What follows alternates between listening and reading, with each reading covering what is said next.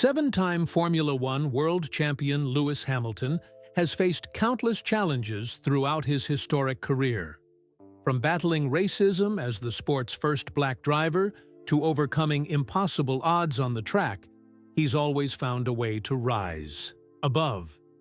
But after a devastating crash at Monza that leaves him with invisible injuries, Hamilton faces his greatest test yet: fear.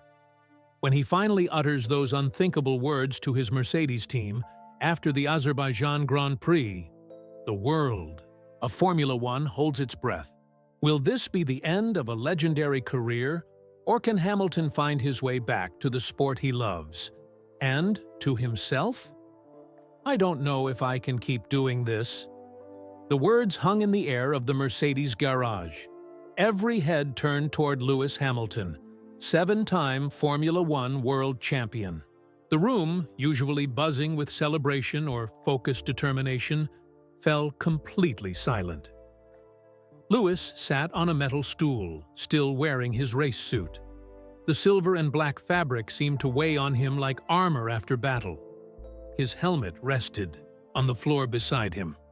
Sweat glistened on his forehead, but something else shined in his eyes. Fear. Doubt. Something no one had ever seen there before. Toto Wolff, the tall Mercedes team principal, exchanged worried glances with Peter Bonington, Lewis's race engineer. Neither man knew what to say. Outside the garage walls, fans cheered in the warm Baku evening air. They were celebrating another exciting Azerbaijan Grand Prix. None of them knew what was happening inside. Lewis stared at his trembling hands. Fifth place. Not terrible, but not what he expected of himself. His younger teammate George Russell had taken third, standing proudly on the podium with champagne in his hair. Lewis should have been there too. "Lewis," Toto finally said, his Austrian accent more pronounced with concern, "what's going on? Talk to us." Lewis looked up, but his eyes seemed unfocused, like he was seeing something far away. "The car was fine. It's not the car, it's—" He stopped, unable to finish. Angela Cullen, Lewis's trusted physiotherapist and assistant, moved closer, her usual cheerful energy replaced by quiet worry. She'd been with Lewis through championships, defeats, and everything in between. But this was different. "When I was coming down the main straight," Lewis continued, his voice barely above a whisper, "everything went blurry. Just for a second. But at 220 miles per hour. The team members looked at each other. No one had known. Lewis had never mentioned it on the radio during the race. "This isn't the first time, is it?" Bono asked gently. He knew Lewis better than most, the voice in the champion's ear during every race for years. Lewis shook his head slowly. "It started after the crash at Monza. I thought it would go away. 3 weeks ago, the Italian Grand Prix. Lewis had hit the wall during practice at 51G. Enough force to shatter bones. He'd walked away, apparently unharmed. The team's doctor had checked him over. Everything had seemed fine. "Why didn't you say something?" Toto asked, not angry but concerned. Lewis finally looked up, meeting Toto's eyes. "Because I've never been scared before." The admission seemed to cost him more than any defeat on track. Lewis Hamilton, the boy from Stevenage who had fought against all odds, who had stared down danger and prejudice his entire career, was admitting fear. The garage remained frozen. No one moved. No one knew what to do with this new reality. Lewis slowly peeled off his racing gloves. His hands, the ones that had steered him to 103 race victories, wouldn't stop shaking. "I almost crashed today. Not because of the car or another driver. Because of me." Angela placed a gentle hand on his shoulder. You need medical attention, Lewis. Proper tests. Lewis nodded, but didn't seem convinced it would help. What if this... is it? What if... He couldn't finish the thought. Through the garage doorway, Lewis could see fans wearing his merchandise. Hats, shirts with his 44, children holding handmade signs. For 15 years, he had been their hero. More than just a racing driver, a symbol. The first black driver in a sport dominated by whiteness. The kid from a council house who became the greatest of all time. What would they think if they could? See him now? A mechanic dropped a tool, the clang echoing through the silent garage. Everyone jumped. The spell broke. The team slowly returned to their tasks, stealing worried glances at their champion. Toto kneeled down to meet Lewis's eyes. "Take some time. We'll figure this out." Lewis nodded, but said nothing more. When he finally stood to leave, his legs seemed unsteady. Angela stayed close, ready to help if needed. The crew parted to make a path for him. As he reached the doorway, Lewis paused and looked back at the car, the silver machine that had been his partner in glory and defeat. For the first time in his career, he looked at it not with hunger or determination, but with uncertainty. The door closed behind him, leaving the team in stunned silence. No one said what everyone was thinking. They might have just witnessed the beginning of the end. Bono picked up Lewis's helmet, running his fingers over the purple and black design. "He'll be back," he said quietly, though he didn't sound convinced. Toto nodded, but his eyes told a different story. In all his years in Formula One, he had never seen that look on Lewis Hamilton's face. Fear. Stevenage, England, 1993. "Ready, Lewis?" Anthony Hamilton asked, adjusting the small helmet on his 8-year-old son's head.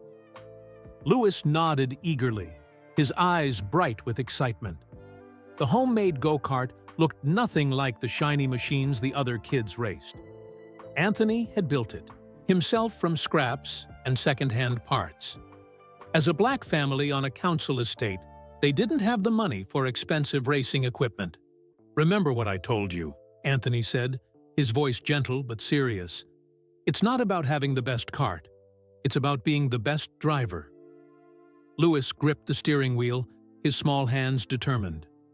"I'll win, Dad, I promise." Anthony smiled, hiding his worry. He was working 4 jobs to fund Lewis's racing dreams. Railway worker by day, IT contractor in the evenings, putting up for sale signs on weekends, and washing dishes at a restaurant. Every penny went to Lewis's racing. Other parents watched with skepticism as Lewis lined up in his patched-together cart. Some whispered behind their hands. None of them believed the Hamilton boy belonged here. When the race started, something magical happened. Lewis didn't just drive, he danced with the cart, finding lines through corners that no one else saw. By the final lap, he had passed 3 more expensive carts to finish second. In the car ride home, still buzzing with excitement, Lewis made a promise. "One day, I'll race in Formula One, Dad. You'll see." Anthony glanced at his son in the rear-view mirror. Most parents would laugh at such a dream, but Anthony had seen something special in Lewis's eyes on that track. The same fire he felt in his own heart. "I believe you, son, and I'll be with you every step of the way." 2 years later, 10-year-old Lewis stood nervously in his best clothes. At the Autosport Awards ceremony, he had just won the British Karting Championship, the youngest driver ever to do so. His dad had made sure they attended this event where all the big Formula One teams would be. "There he is," Anthony whispered, nodding toward a man in an expensive suit. "That's Ron Dennis. He runs the McLaren Formula One team." Lewis straightened his tie and walked directly up to Dennis while his father watched nervously. "Excuse me, mister. "Dennis," Lewis said, his voice steady despite his racing heart. "My name is Lewis Hamilton. I won the British karting championship today, and I'm going to race for you in Formula One someday." Ron Dennis looked surprised, then amused by the bold young boy. He knelt down to Lewis's level. "Is that so?" Dennis said with a smile. "Well, it takes more than talent to make it to Formula One. It takes dedication, hard work, and years of sacrifice." Lewis nodded seriously. "I know, sir, and I'm ready for all of that." Something in the boy's confidence made Dennis pause. He pulled out a business card and wrote his number on the back. "Call me in 9 years," Dennis said. "We'll see if you've still got that fire in your eyes." Lewis clutched the card like a treasure. On the drive home, he couldn't stop staring at it. 9 years is a long time, Anthony said. "The odds are against us, Lewis. You know that, right?" Lewis nodded, but his expression remained determined. "I don't care about the odds, Dad. I'm going to be in Formula One, and I'm going to be world champion." By 13, Lewis was dominating karting competitions across Europe. The whispers followed him everywhere, about being the only black driver, about not having enough money, about not belonging in this rich man's sport. After one particularly difficult race where another driver's parent had made a racist comment, Lewis sat quietly in their small camper van. "Maybe they're right, Dad," he said softly. "Maybe people like us don't belong here." Anthony sat down beside his son. "Lewis, look at me. There's going to be people who don't want you to succeed. People who are afraid of what it means if you do. That's not your problem. That's theirs." He placed his hand on Lewis's shoulder. "You belong anywhere your talent takes you, and your talent is special. Don't let anyone tell you otherwise." The next day, Lewis received a phone call that changed everything. McLaren wanted to sign him to their young driver program, the youngest driver they had ever signed. Ron Dennis hadn't forgotten the bold 10-year-old boy. At 15, Lewis sat in his bedroom, surrounded by racing trophies and posters of his hero, Ayrton Senna. His math homework lay forgotten as he watched Formula One races on a small TV. His phone rang. It was Ron Dennis. "We think you're ready for Formula 3, Dennis said. "It's a big step up. Are you sure you want this?" Lewis didn't hesitate. "I was born ready, Mr. Dennis." That night, he heard his father crying. Not sad tears, but overwhelmed ones. The sacrifices were bearing fruit.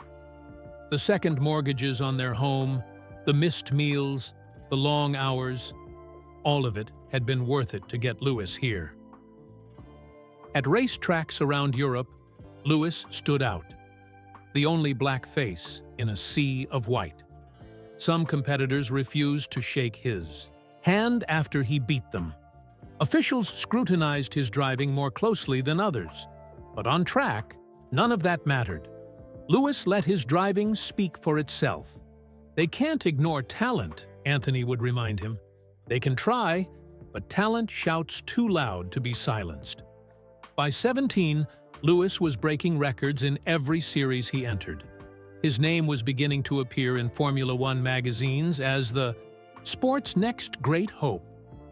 At night, alone in hotel rooms between races, Lewis would sometimes feel the weight of it all. Not just racing for himself, but racing to prove something, to open doors, to show that someone who looked like him belonged at the highest levels of motorsport. "I don't know if I can keep doing this," he once confessed to his father during a particularly difficult season when the pressure seemed overwhelming. Anthony looked his son in the eyes. "You can, and you will, because you're Lewis Hamilton. And Lewis Hamilton doesn't quit." Lewis nodded, the doubt leaving his eyes, replaced by the fire that had always been there. The fire that, years later in a garage in Baku, seemed to have finally been extinguished. Melbourne, Australia, 2007. Ladies and gentlemen, please welcome Lewis Hamilton, making his Formula One debut with McLaren Mercedes. Lewis walked onto the stage at the season-opening press conference, trying to look calm. Inside, his heart hammered against his ribs. At 22, he had finally made it to Formula One, fulfilling the promise he'd made to Ron Dennis 12 years earlier. Camera. Flashes blinded him as he took his seat next to his teammate, Fernando Alonso, the reigning two-time world champion. Alonso barely acknowledged Lewis, seeing the rookie as no threat. Lewis, as the first black driver in Formula One history. "Do you feel extra pressure?" a journalist asked. Lewis had prepared for this question. "I'm here as a racing driver, not as a color. But if my presence inspires other kids who look like me to believe they can follow their dreams, that would make me proud." What no one expected was what happened on track. From his very first race, Lewis wasn't just keeping up with the established stars, he was challenging them. He finished on the podium in his debut, something almost unheard of for a rookie. "Beginner's luck," some veterans muttered. But Lewis kept doing it. Race after race, podium after podium. His teammate Alonso grew increasingly frustrated as the Ibiza rookie matched his pace. The atmosphere inside the McLaren garage became tense.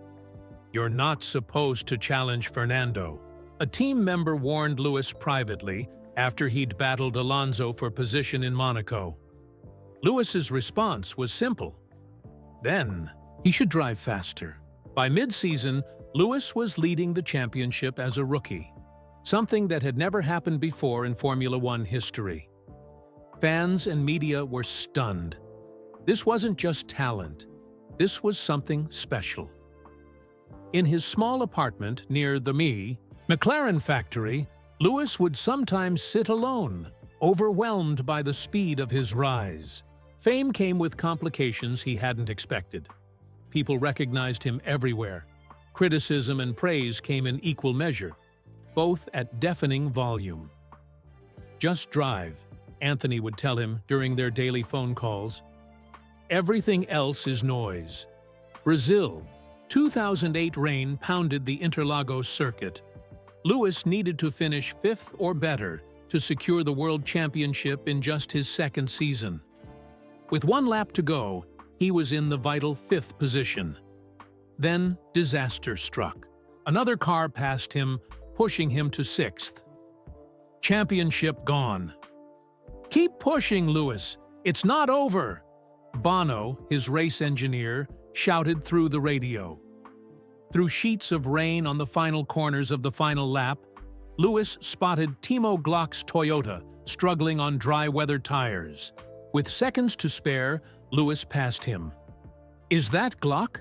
"It is!" Lewis Hamilton crosses the line to become world champion. The British commentator screamed as Lewis took the checkered flag. Lewis was 23 years old, the youngest Formula One world champion in history at that time. In Parc Fermé, Lewis sat in his car, unable to move. The journey from Stevenage to this moment crashed over him in waves. When he finally climbed out, his legs buckled slightly. Anthony rushed to embrace him, both men in tears. "We did it, Dad," Lewis whispered. "We actually did it." The following years brought Lewis both glory and challenges. McLaren's cars became less competitive. Wins were harder to come by. Meanwhile, Sebastian Vettel at Red Bull Racing began to dominate the sport. By 2012, Lewis faced the biggest decision of his career. McLaren had been his home since he was 13. They had backed him when no one else would. But Mercedes, a team that had struggled since returning to the sport, was courting him aggressively. "It's career suicide," one journalist wrote, when rumors of Lewis considering Mercedes emerged. Hamilton is trading a race-winning team for a midfield struggler. In his London home, Lewis paced back and forth, phone in hand. Calls from both teams waited for his answer. Mercedes wasn't offering more money. They were offering a vision, a chance to build something new, to make a team his own. "What should I do, Dad?" Lewis asked Anthony during a late-night call. Their relationship had changed. Anthony was no longer Lewis's manager, a difficult professional separation that had strained their personal bond. But in this moment, Lewis needed his father's wisdom. "What does your gut tell you?" Anthony asked. "That I need a change. That there's something waiting for me at Mercedes that I can't find anywhere else." Then you have your answer. When Lewis announced his move to Mercedes for 2013, the motorsport world was shocked. Many called it the biggest mistake of his career. In his first season with Mercedes, the critics seemed right. Lewis managed just one win while his former team regularly fought for victories. Doubt crept in. Had he made a terrible mistake? Then came 2014, a revolution in Formula One regulations. New hybrid power units. Mercedes had been planning for this moment, investing millions while other teams focused on the present. From the first race in Australia, it was clear Mercedes had created something special. The car was seconds faster than anything else on the EU grid. Lewis found himself with the most dominant machinery in Formula One history. What followed was unprecedented. Between 2014 and 2020, Lewis won 6 more world championships, bringing his total to 7, equaling Michael Schumacher's record that many thought would never be matched. Records fell like dominoes. Most pole positions, most race wins, most points. Beyond the statistics, Lewis used his growing platform to speak out on issues he cared about deeply: racial equality, climate change, animal rights. "Racing is what I do, not who I am," he often said in interviews. Not everyone approved of his outspokenness. "Stick to driving," some fans commented on his social media posts about Black Lives Matter or veganism. But Lewis refused to be silenced. The shy boy from Stevenage had found his voice, both on and off the track. "If I can use this platform to help just one person, it's worth any criticism I receive," he told journalists when asked about the backlash. Through it all, the fire inside him, the pure love of racing, remained undimmed until now. As Toto Wolff stared at the closed door of the Baku garage, he wondered if the world had seen the last of Lewis Hamilton, the driver. Perhaps the weight of carrying so many hopes, dreams, and expectations had finally become too much to bear. 15 years of pushing the limits. 15 years of proving doubters wrong. 15 years of being more than just a racing driver. Had it finally taken its toll? 3 weeks before Baku Monza, Italy glowed in the September sunshine.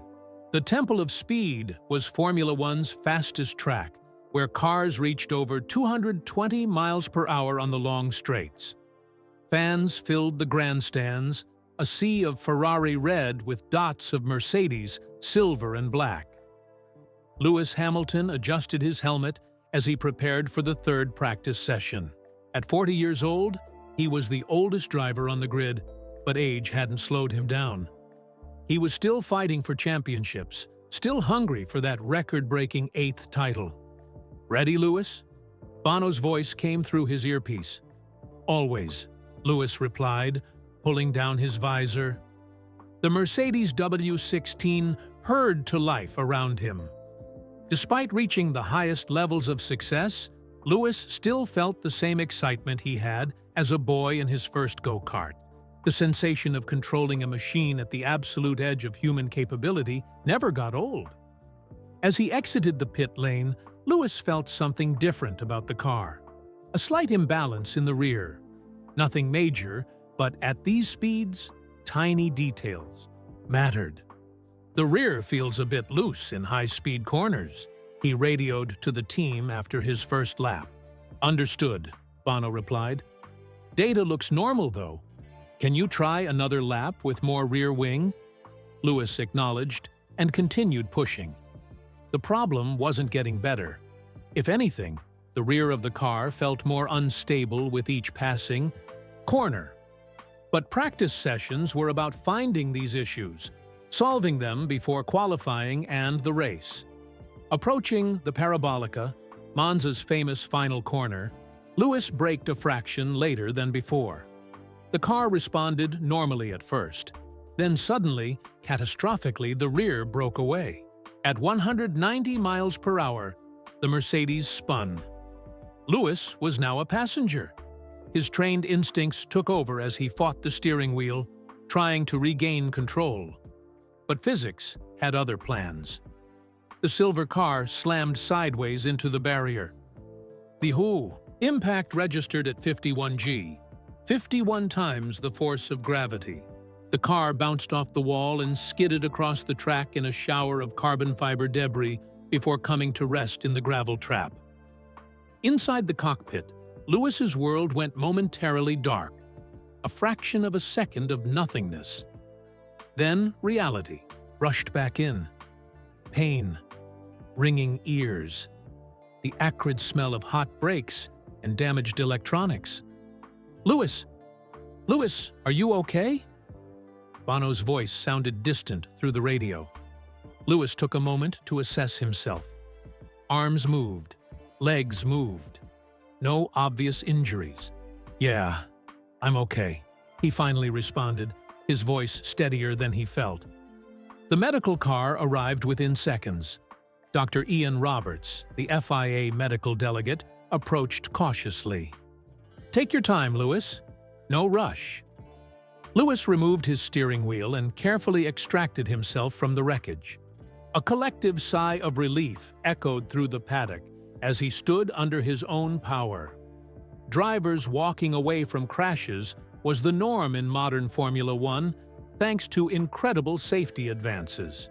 But a 51 G impact was serious by any standard. In the medical center, doctors checked Lewis thoroughly. No broken bones, no concussion, apparently. His neck was sore, and bruises were already forming on his shoulders from the safety harness, but he had escaped serious injury. "You're lucky," Dr. Roberts told him. "Impact that size could have been much worse." Lewis nodded, but something felt off. Not physically, at least nothing he could pinpoint, but a strange feeling lingered. A fog that hadn't been there before the crash. "You sure you're all right?" Angela Cullen asked as she drove him back to his hotel. Her blue eyes studied him with the attention to detail that had made her such an effective physiotherapist and confidant. "Just shaken up," Lewis assured her. "Nothing some rest won't fix." But that night, sleep wouldn't come.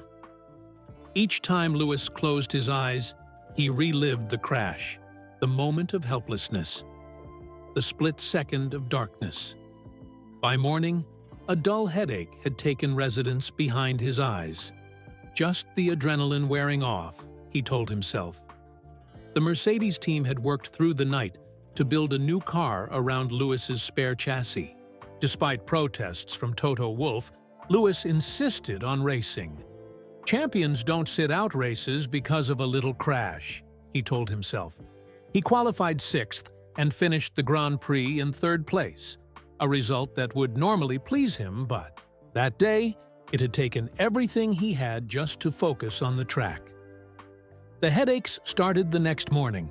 At first, just a mild discomfort. Lewis had experienced worse after dehydrating races in Malaysia or Singapore. Nothing to worry about, but they didn't fade. If anything, they grew stronger in the following days. Then came the dizziness. Brief moments where the world seemed to tilt slightly. Standing up too quickly would cause his vision to swim. Again, Lewis dismissed the symptoms. Just the toll of a long season, he told himself. The team doctor ran routine tests after Lewis mentioned feeling a bit off during a debrief. Blood pressure normal. Reflexes normal. A brief concussion screening showed no red flags. You might just need some rest, the doctor concluded. You're not 25 anymore, Lewis. Lewis forced a smile. He hadn't told the doctor about the worsening headaches or the moments of blurred vision. Champions played through pain. They didn't complain. They didn't show weakness. Besides, the championship battle with Max Verstappen was too close to miss any races. At 40, Lewis knew his chances for that 8th title were running out. Each season could be his last chance to break Schumacher's record. Only Angela knew the full truth. She found Lewis in his hotel room before the Singapore Grand Prix, lying in the dark with a cold compress on his forehead. "This isn't normal, Lewis," she said quietly. "You need proper medical attention." After the season, Lewis promised, "I can manage until then." Singapore was always the most physically demanding race on the calendar. A street circuit raced at night in tropical heat and humidity. 2-hour races where drivers lost up to 4 kilograms in sweat. Even fully healthy drivers dreaded it. For a feeder, Lewis, it was torture. The constant vibration of the street circuit sent spikes of pain through his skull. The bright lights around the track hurt his eyes. By mid-race, his vision occasionally blurred in the braking zones, the most dangerous, moments when precision was essential. He finished 7th, his worst result in Singapore for years. On the cool-down lap, he nearly missed a turn, his concentration completely shot. In Parc Fermé, camera crews noticed how slowly he climbed from the car, how he seemed to steady himself against a barrier before walking to the weigh-in. The media smelled blood. Hamilton showing his age. One headline read the next day, "Is it time for the champion to step aside?" asked another. Lewis read none of it. He retreated to his private residence in Singapore. Curtains drawn, phone turned off. The pain in his head had become a constant companion. Fear, a new and unwelcome feeling, had taken root. What if this wasn't just fatigue? What if the Monza crash had done more damage than anyone realized? What if next time his vision blurred, it happened at 200 miles per hour into a concrete wall? For the first time in his racing career, Lewis Hamilton was afraid. Not of competition, not of failure. Afraid of himself. The flight from Singapore to Baku was 7 hours of misery. Lewis sat in the private jet's bedroom. Lights dimmed, an ice pack on his forehead. The plane's vibrations made his headache worse. Even the soft hum of the engines felt like thunder in his skull. Angela sat beside the bed, monitoring his condition. She had become more than a physiotherapist over the years. She was his protector, confidant, and closest friend outside his family. "We need to tell Toto," she said, not for the first time. "This isn't something you can hide anymore." Lewis kept his eyes closed. 15 points, Ang. That's all Verstappen is ahead by. 5 races left. I can still win this. Angela sighed. She knew better than anyone how much that 8th World Championship meant to Lewis. Breaking Michael Schumacher's record would cement his legacy as the greatest of all time. Something no one could ever dispute. Not if you crash, because you can't. "See straight," she countered. "What good is a championship if you're—" She stopped herself. Lewis opened his eyes. "If I'm what? Dead? Is that what you're afraid of?" The silence between them answered louder than words. "I've taken risks my whole career," Lewis said more gently. "This is just another one." "No, it's not." Angela's voice was firm. "On-track risks are calculated. You know exactly what you're doing. This is different. This is your brain, Lewis." Lewis had no answer for that. Deep down, he knew she was right, but admitting the problem meant potential tests, medical flags, race bans, perhaps even calls for retirement. At 40, any momentum lost might never be regained. "After Baku," he promised, "if it's not better, I'll tell Toto everything." Angela nodded reluctantly, knowing it was the best she could hope for. In his hotel room the night before the Azerbaijan Grand Prix, Lewis sat alone with a small orange pill bottle. The team doctor had prescribed mild pain medication for his neck stiffness after Monza. Lewis had been careful, taking them only when absolutely necessary. Now he tipped 2 pills into his palm, hesitated, then added a third. His phone buzzed, with a text from his brother Nicholas. "Good luck tomorrow, bro. You've got this," Lewis smiled faintly. Nicholas had overcome more challenges than anyone Lewis knew. Born with cerebral palsy, doctors said he would never walk. Now he raced cars himself, refusing to let his disability define him. What would Nicky think if he knew Lewis was hiding his condition? What would his father say? Anthony Hamilton had raised his son to face challenges head-on, not hide from them. Lewis swallowed the pills with water and lay back on the bed.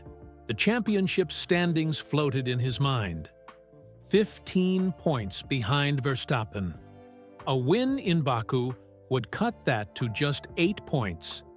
Completely doable. His phone buzzed again. A notification from social media.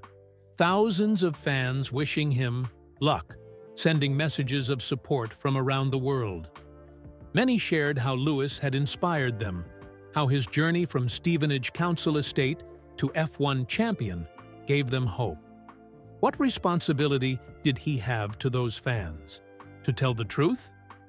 To be a role model by admitting when something was wrong?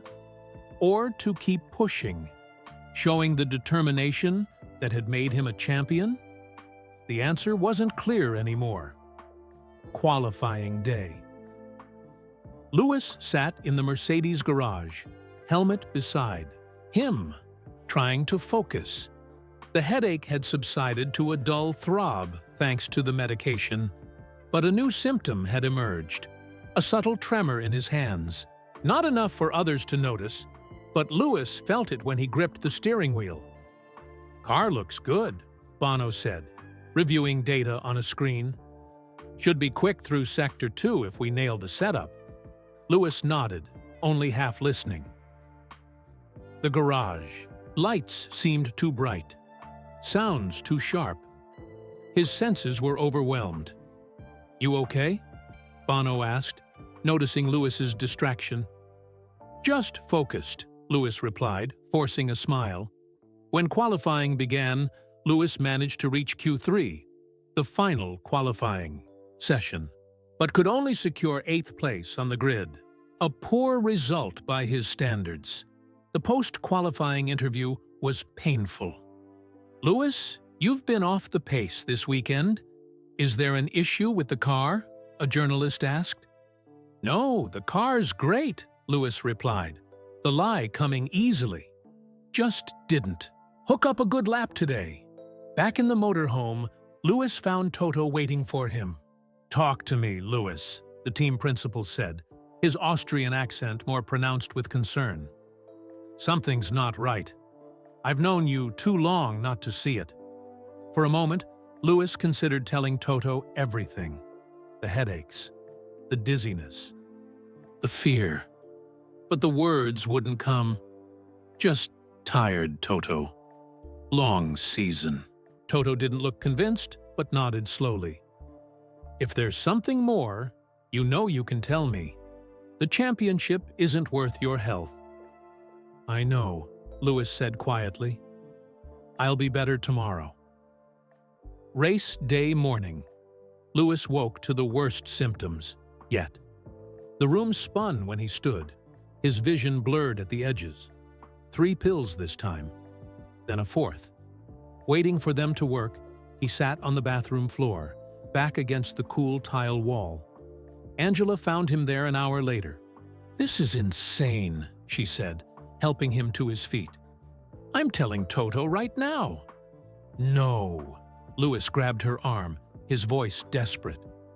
"Please, Ang. Just get me through today. I can do this." The look he gave her was one she'd never seen before.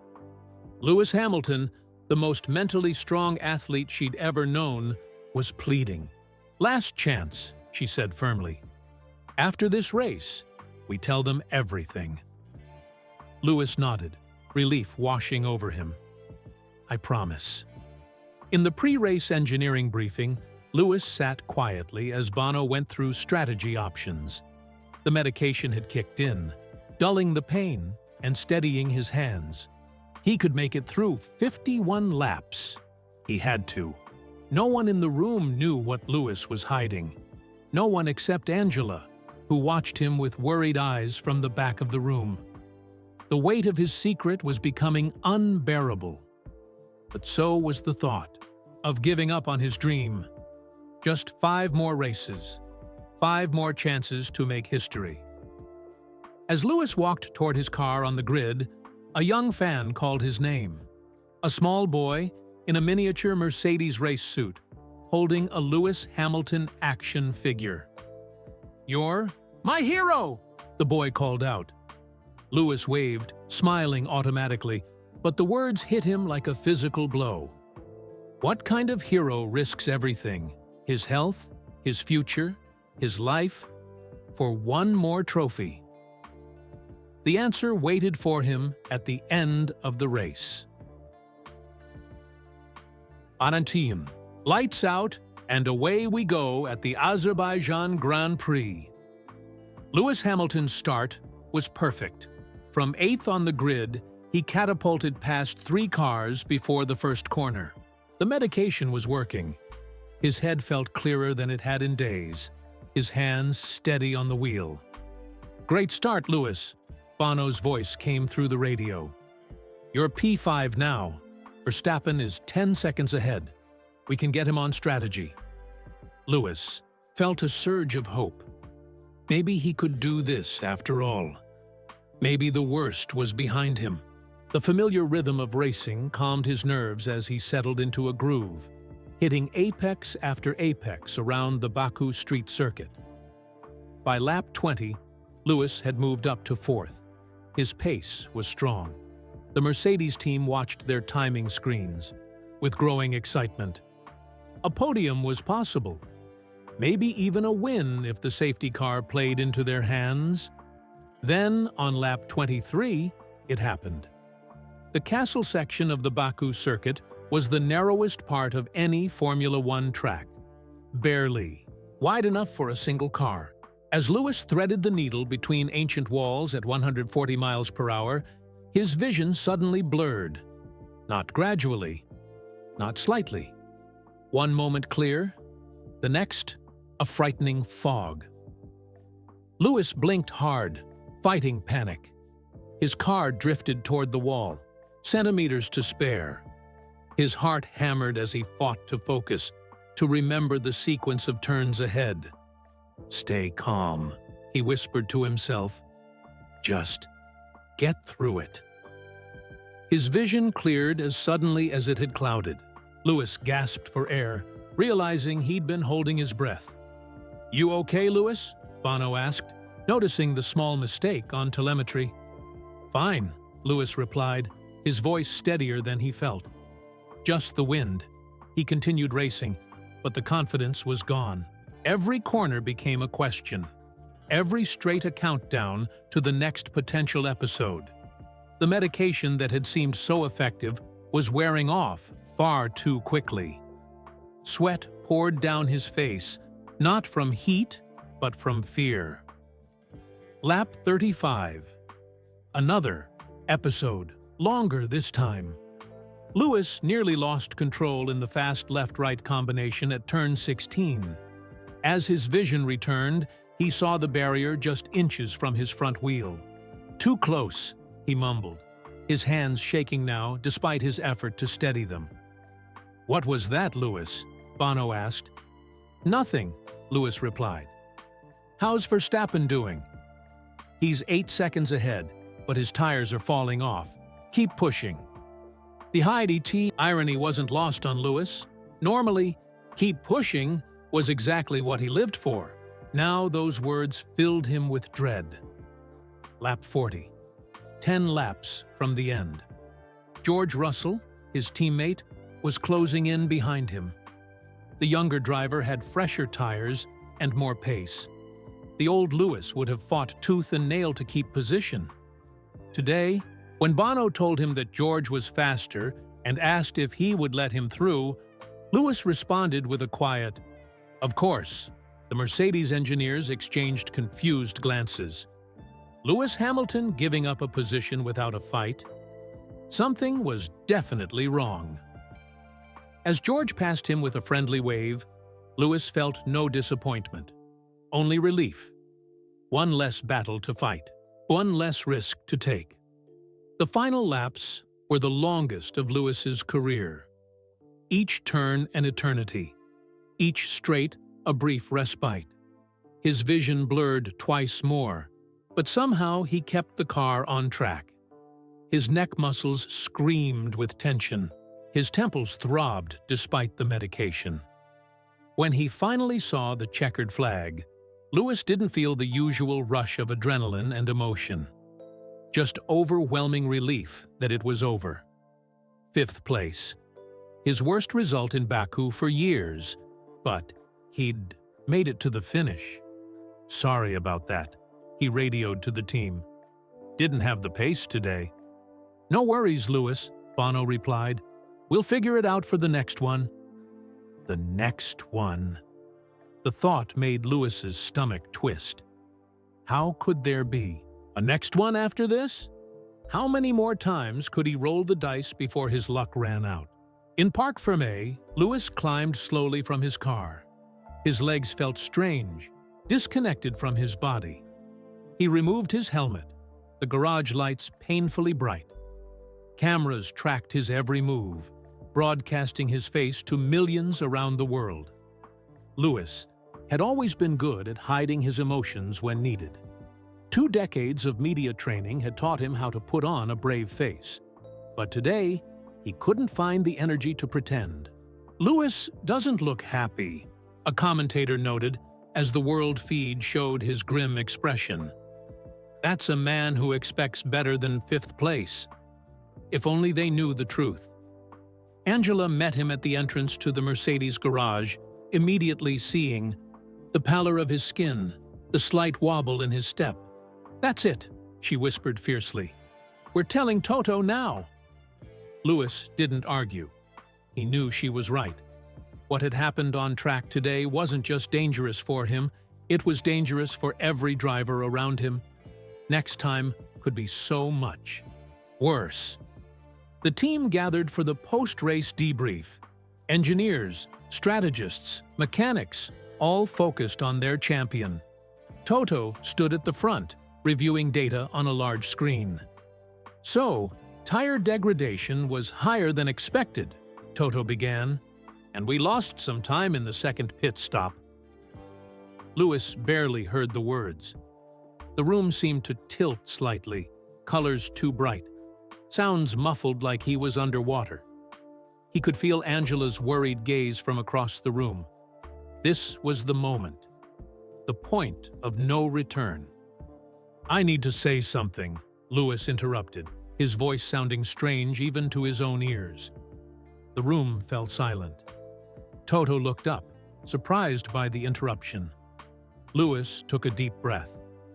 27 years of racing, 7 world championships, 103 wins, records that might stand for generations, a career defined by never giving up, by always finding a way through adversity. And now, this. "I've been hiding something," Lewis began, his voice barely above a whisper. "Since the Monza crash." He told them everything.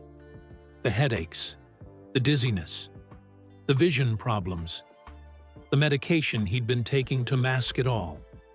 With each confession, the weight on his shoulders lightened, even as the faces around him grew more concerned. When he finished, the silence in the room was absolute. Toto's expression had transformed from confusion to shock to deep worry.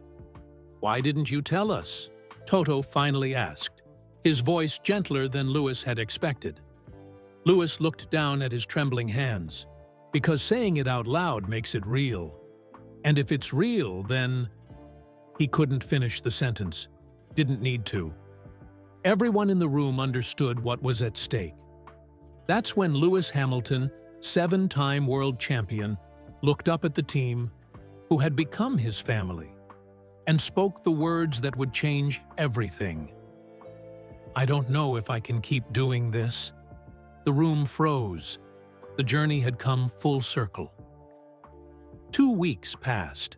The Formula One circus moved on to the United States Grand Prix in Austin, Texas, but Lewis Hamilton wasn't there. His Mercedes seat, occupied by Mick Schumacher, called up as a last-minute replacement. Mercedes-AMG F1 team confirms Lewis Hamilton will not compete in the United States Grand Prix due to medical reasons. The team fully supports Lewis and respects his privacy at this time. The brief statement had sent shockwaves through the racing world. Rumors spread like wildfire. Retirement, secret injury, team conflict.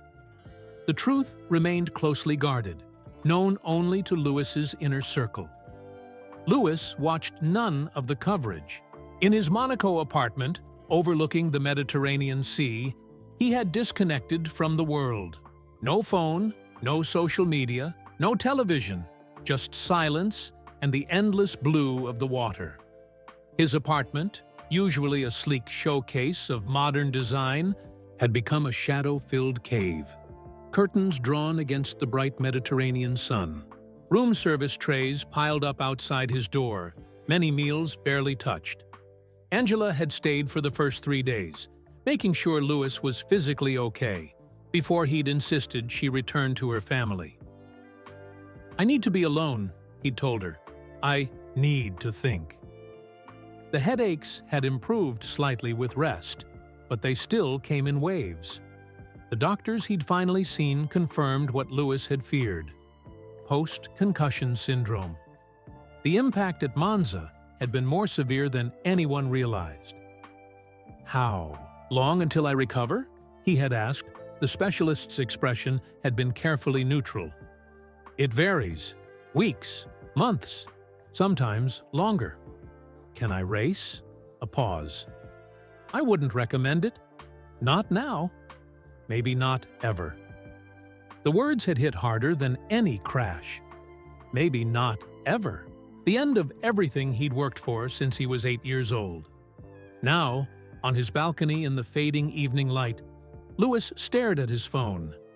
47 missed calls, hundreds of unread texts, thousands of notifications.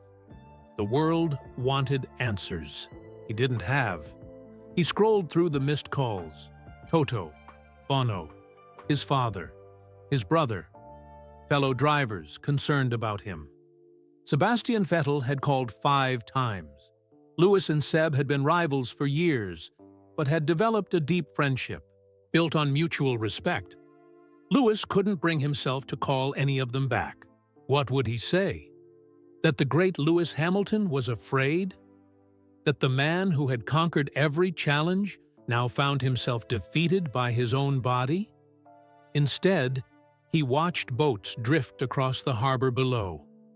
Rich people's toys, moving without purpose.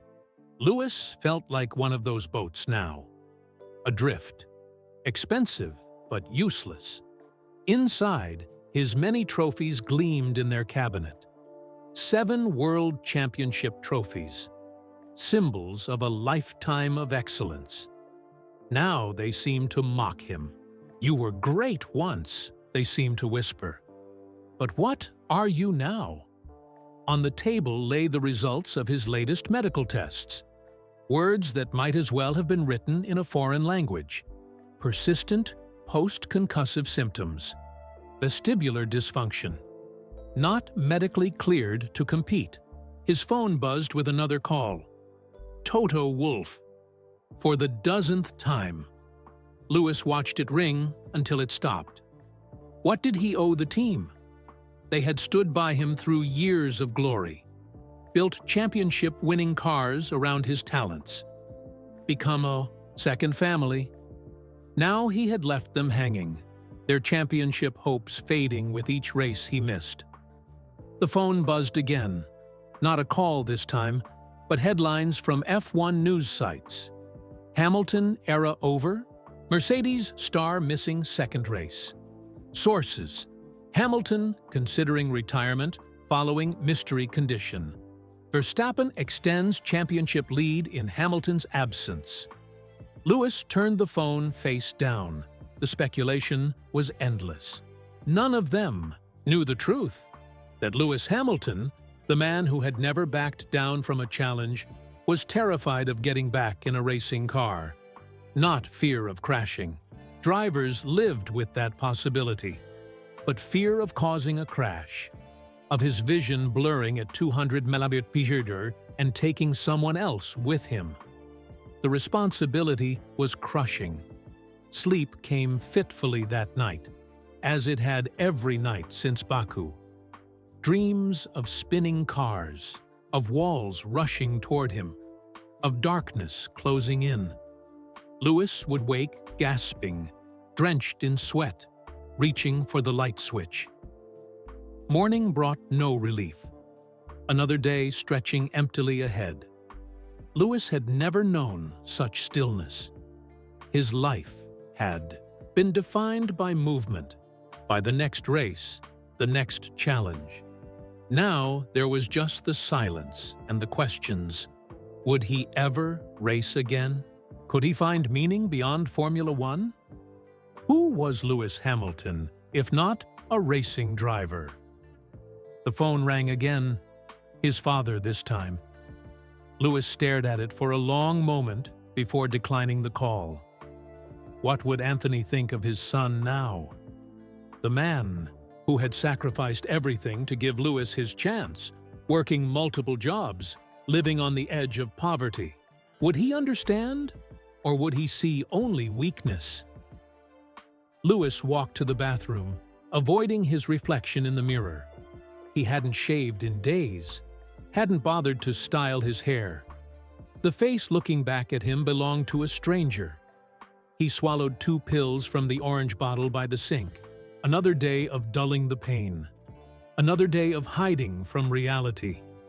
The silence of the apartment was broken by a firm knock on the door. Lewis ignored it. Another knock, more insistent. Then, a voice. "I know you're in there, Lewis. Open up, or I'll call the building manager, Sebastian Vettel."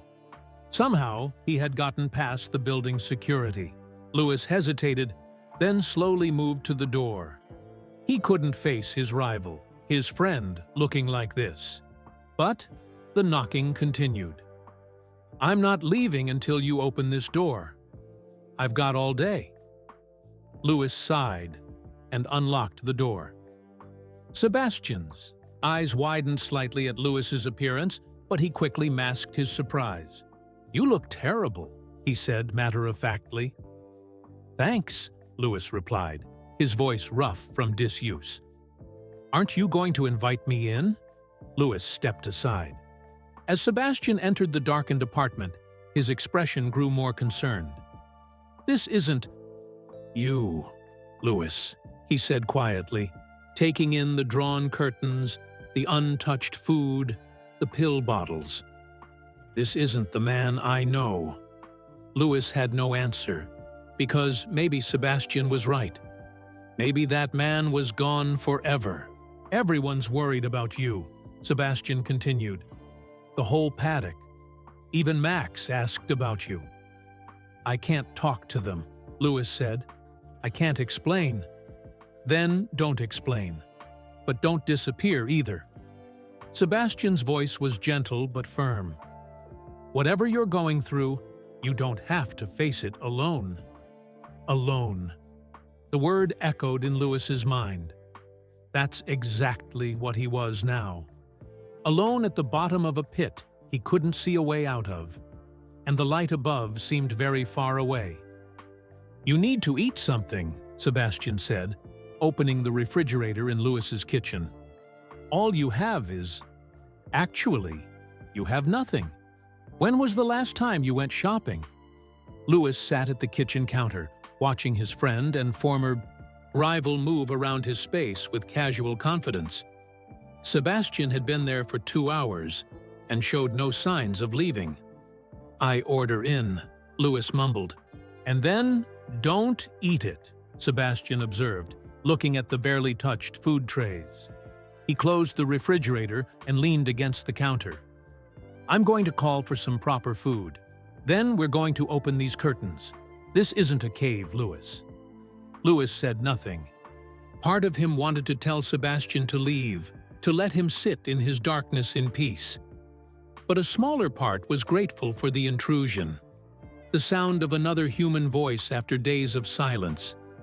Sebastian ordered food, then walked around, opening curtains. Sunlight flooded the apartment, making Lewis squint. Outside, Monaco sparkled in the afternoon sun, oblivious to the darkness inside him. "I called your brother," Sebastian said casually, his back to Lewis as he looked out at the view. Lewis's head snapped up. "You what?" "Nicholas. I called him. He's on his way." "You had no right—" "Maybe not," Sebastian interrupted, "but someone needed to do something. You've disappeared, Lewis.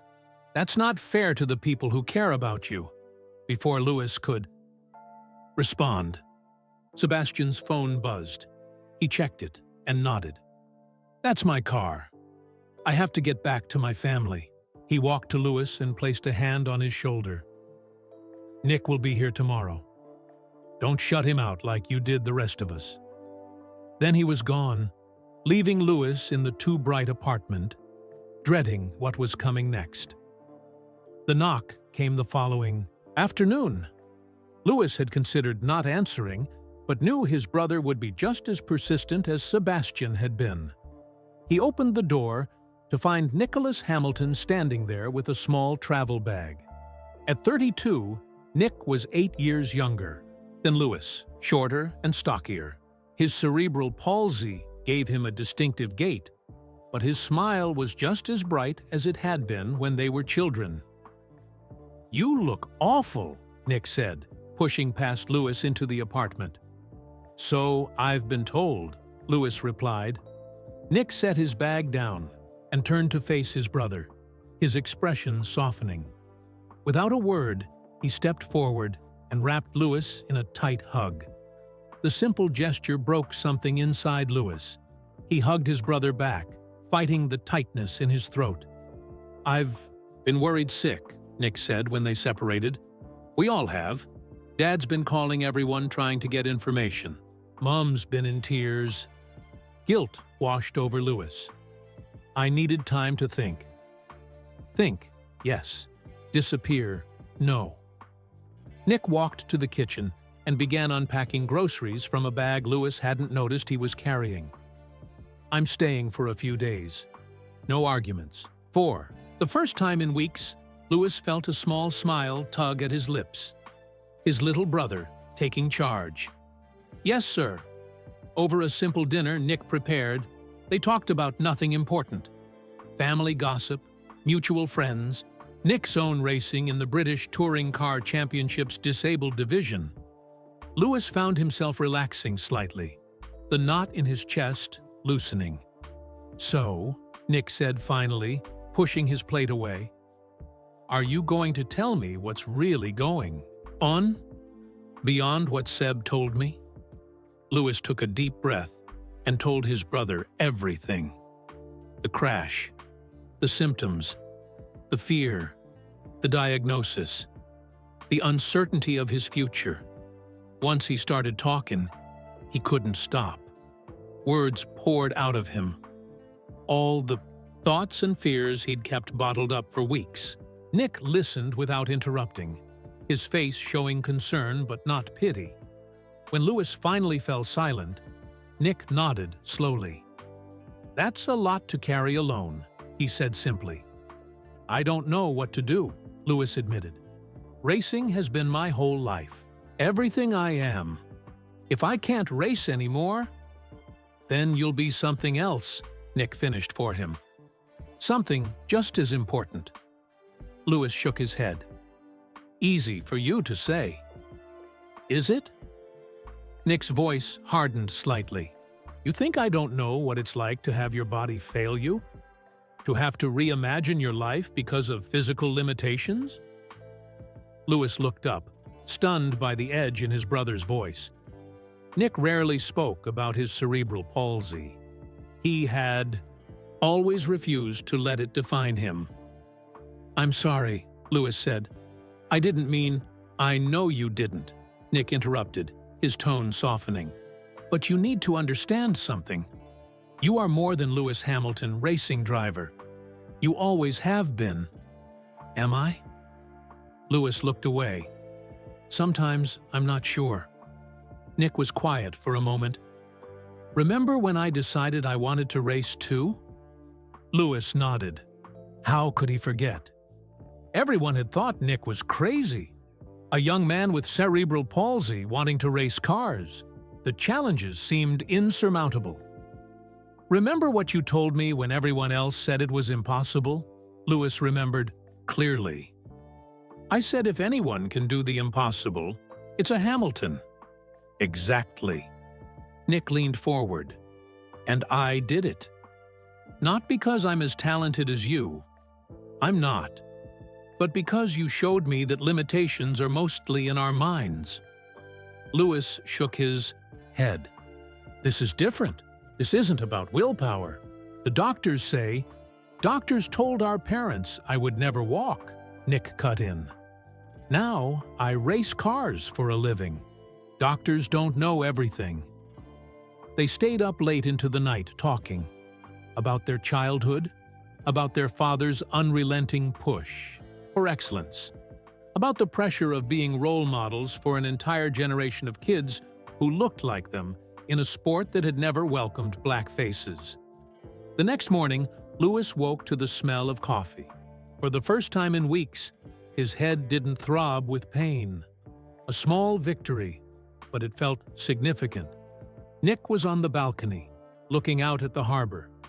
Lewis joined him, accepting a mug of coffee. "Can I ask you something?" Nick said after a comfortable silence. "Of course. Who are you without racing?" The question hit Lewis like a physical blow. It was the very thing he'd been avoiding thinking about. I don't know," he admitted. Nick nodded. "That's the real problem, isn't it? Not the headaches, not the dizziness. You don't know who Lewis Hamilton is without a steering wheel in his hands." Lewis wanted to deny it, but couldn't. His brother had cut straight to the heart of his fear. "Let me tell you who I see," Nick continued. "I see a man who changed an entire sport, who used his voice to fight for equality when it would have been easier to stay silent, who inspires millions of kids to believe they can do anything, regardless of where they come from or what they look like." Lewis stared out at the water, absorbing his brother's words. "Racing made you famous," Nick said quietly. "But it's not what makes you important." For the first time since Baku, Lewis felt something stir inside him. Not hope, exactly, but possibility.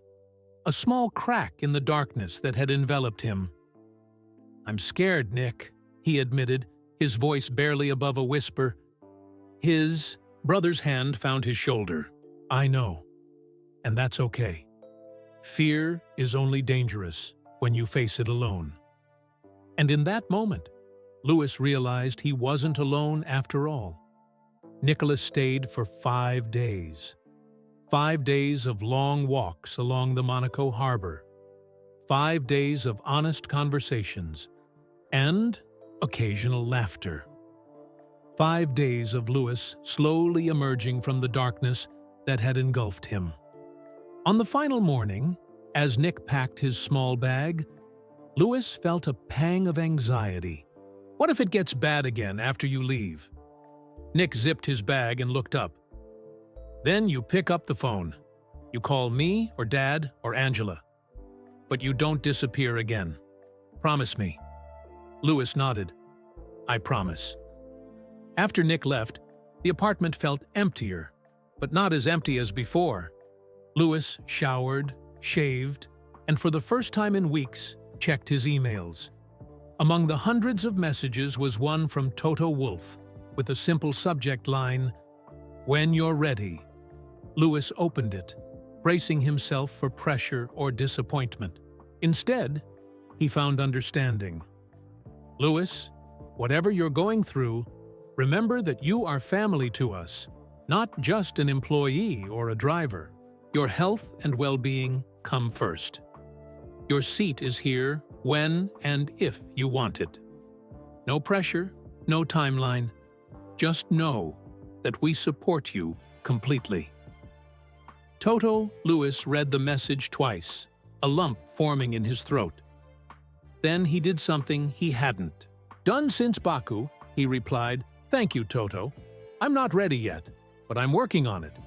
Can we talk next week?" Louis, the response came within minutes. "Anytime. My door is always open." That afternoon, Louis called Dr. Amanda Chen, the neurologist he'd seen briefly after Baku. She agreed to see him the following day. "I want to understand exactly what's happening," Louis told her in her sleek office overlooking the Mediterranean. "Not just what's wrong, but what I can do about it." Dr. Chen nodded, impressed by the shift in his attitude. Post-concussion syndrome isn't a life sentence, Louis. With proper treatment and time, many patients make a full recovery. "And racing?" Louis asked, the question he'd been afraid to ask before. "Let's take this one step at a time," she said carefully. "First, we focus on your recovery. Then we can discuss returning to high-risk activities." For the first time, Louis didn't push for a definitive answer. "One step at a time," he agreed. The doctor prescribed a comprehensive treatment plan. Specialized physical therapy, cognitive exercises, gradual reintroduction to physical activity, and careful medication management. No quick fixes, but a path forward. As Louis left the clinic, his phone rang. The Mercedes factory calling. He answered, hearing Bono's familiar voice. "Boss, good to hear your voice," his race engineer said, the relief evident. "How are you doing?" "Getting better," Louis replied honestly. "Not there yet, but better." "That's good. That's really good." Bono paused. "Look, I know you're taking time away, but there's something happening at the factory next week that I thought you might want to know about." "What's that?" "The team's having a special event for the factory workers' children. Many of them made get-well cards for you. Just thought you might want to see them."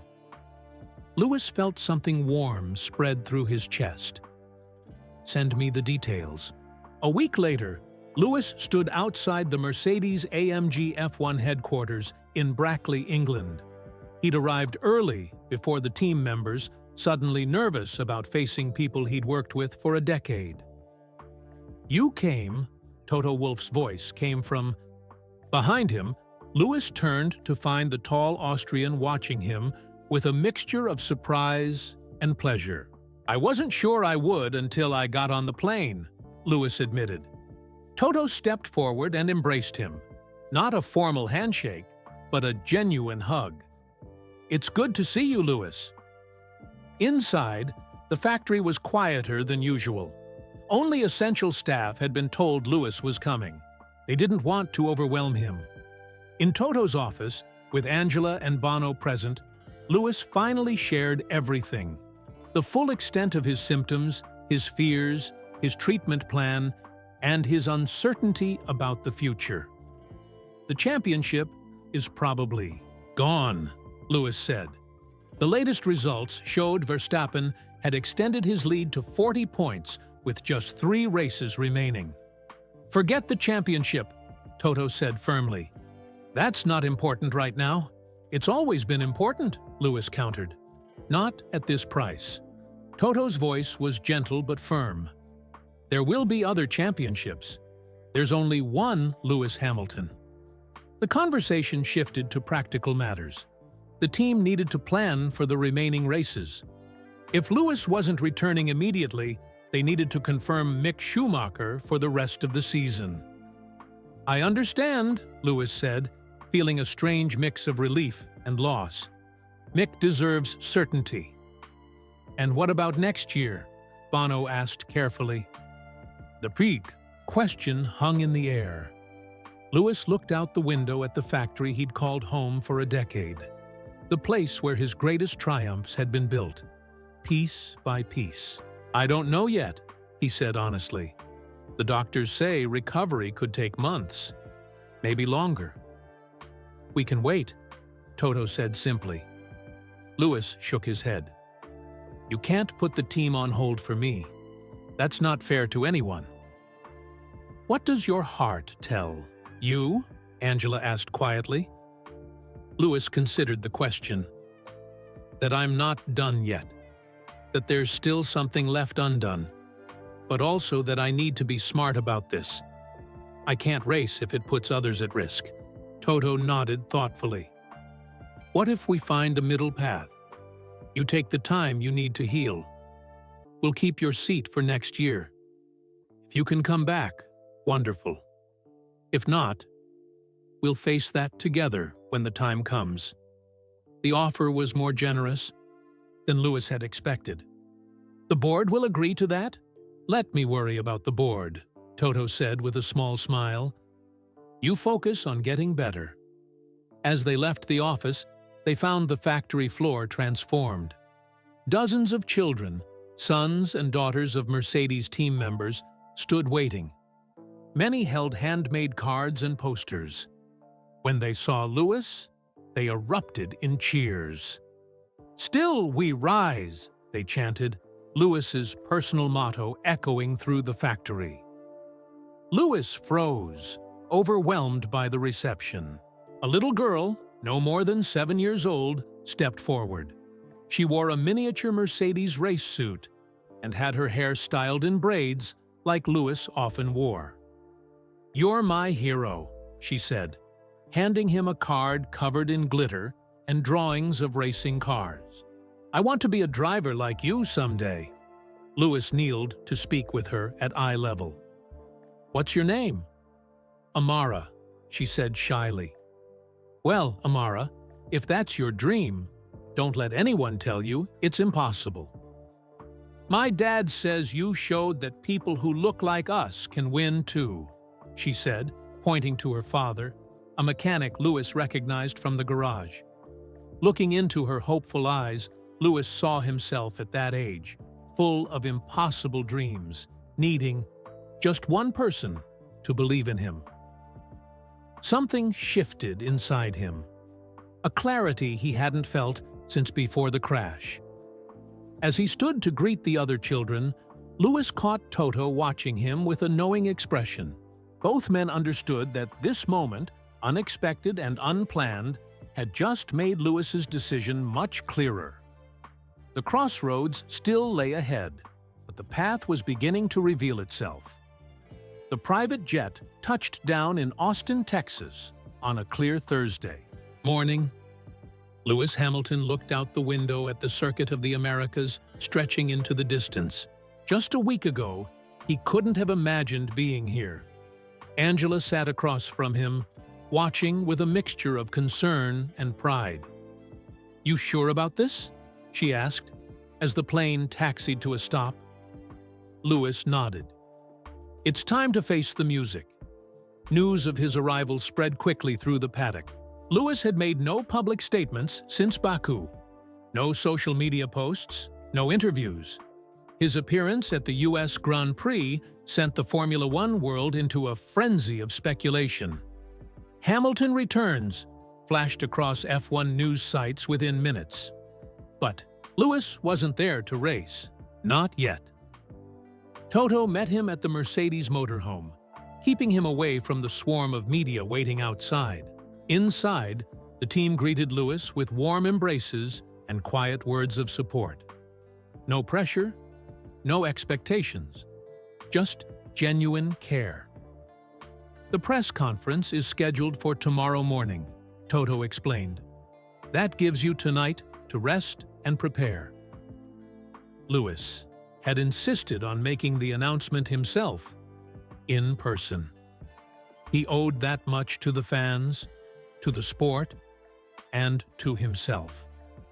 "I'll be ready," he assured Toto. That night in his hotel room, Lewis rehearsed what he would say. The words had to be right. Honest but hopeful. Realistic but not defeatist. Every syllable would be analyzed, every expression scrutinized. His phone buzzed with a text from his father. "Whatever you decide, I'm proud of you, son." The simple message brought unexpected tears to Lewis's eyes. Throughout his career, Hamilton had pushed his son relentlessly toward greatness. His approval had always seemed conditional on success. This unconditional support felt new and precious. Lewis slept fitfully, waking before dawn. He meditated on his hotel balcony as the sun rose over Austin, his mind clearer than it had been in weeks. The headaches had lessened with treatment. The dizziness came less frequently. Progress was slow, but real. At 9:30 a.m., Lewis walked into the FIA press conference room wearing Mercedes team gear. The space, usually set up for 3 drivers at a time, had been arranged for him alone. Every seat was filled. Journalists from around the world held their breath as he took his place at the table. Camera flashes blinded him momentarily. The room fell silent, waiting. Lewis looked out at the sea of familiar faces, people who had documented his journey from rookie to legend, people who were now waiting to hear if that journey was over. "Good morning," he began, his voice steady. "Thank you all for coming." He paused, gathering his thoughts one final time. "Racing has been my life since I was 8 years old," he continued. "Every decision, every sacrifice, every moment of joy and pain has been shaped by this sport. Formula One has given me more than I could have ever dreamed of. But life is about more than chasing checkered flags." Lewis took a sip of water, aware of the absolute silence in the room. 3 weeks ago in Baku, I told my team something I never thought I'd say, that I didn't know if I could keep doing this. It wasn't because I'd lost my passion or my hunger. It was because I was scared. Murmurs rippled through the press room. Lewis Hamilton admitting fear was unprecedented. "After the crash in Monza, I began experiencing symptoms I tried to ignore. Headaches, dizziness, vision problems. I raced in Singapore and Baku, knowing I wasn't well, putting myself and others at risk because I couldn't admit there was a problem." Lewis detailed his diagnosis, post-concussion syndrome, and his symptoms. No sugarcoating, no excuses. I'm sharing this not for sympathy, but because there's an important message here. In sports, we often celebrate athletes who compete through injury, who hide their pain, who sacrifice their well-being for victory. We call it bravery. Sometimes it's just stubbornness. Sometimes it's dangerous. A journalist raised her hand, but Lewis gently indicated he wasn't taking questions yet. Mental health and brain injuries aren't like other injuries. You can't just push through them. You can't just tape them up and carry on. I learned that lesson the hard way. Lewis looked directly into the main camera, knowing millions were watching the live stream. To anyone out there facing similar challenges, whether you're an athlete or not, please don't make the mistake I made. Don't hide your struggles. Don't put yourself at risk because you're afraid of showing vulnerability. He straightened, in his chair, his voice growing stronger. As for my future in Formula One, I want to be completely transparent. My doctors believe recovery could take months. There are no guarantees. With 3 races left in the season, it's clear I won't be competing for this year's championship.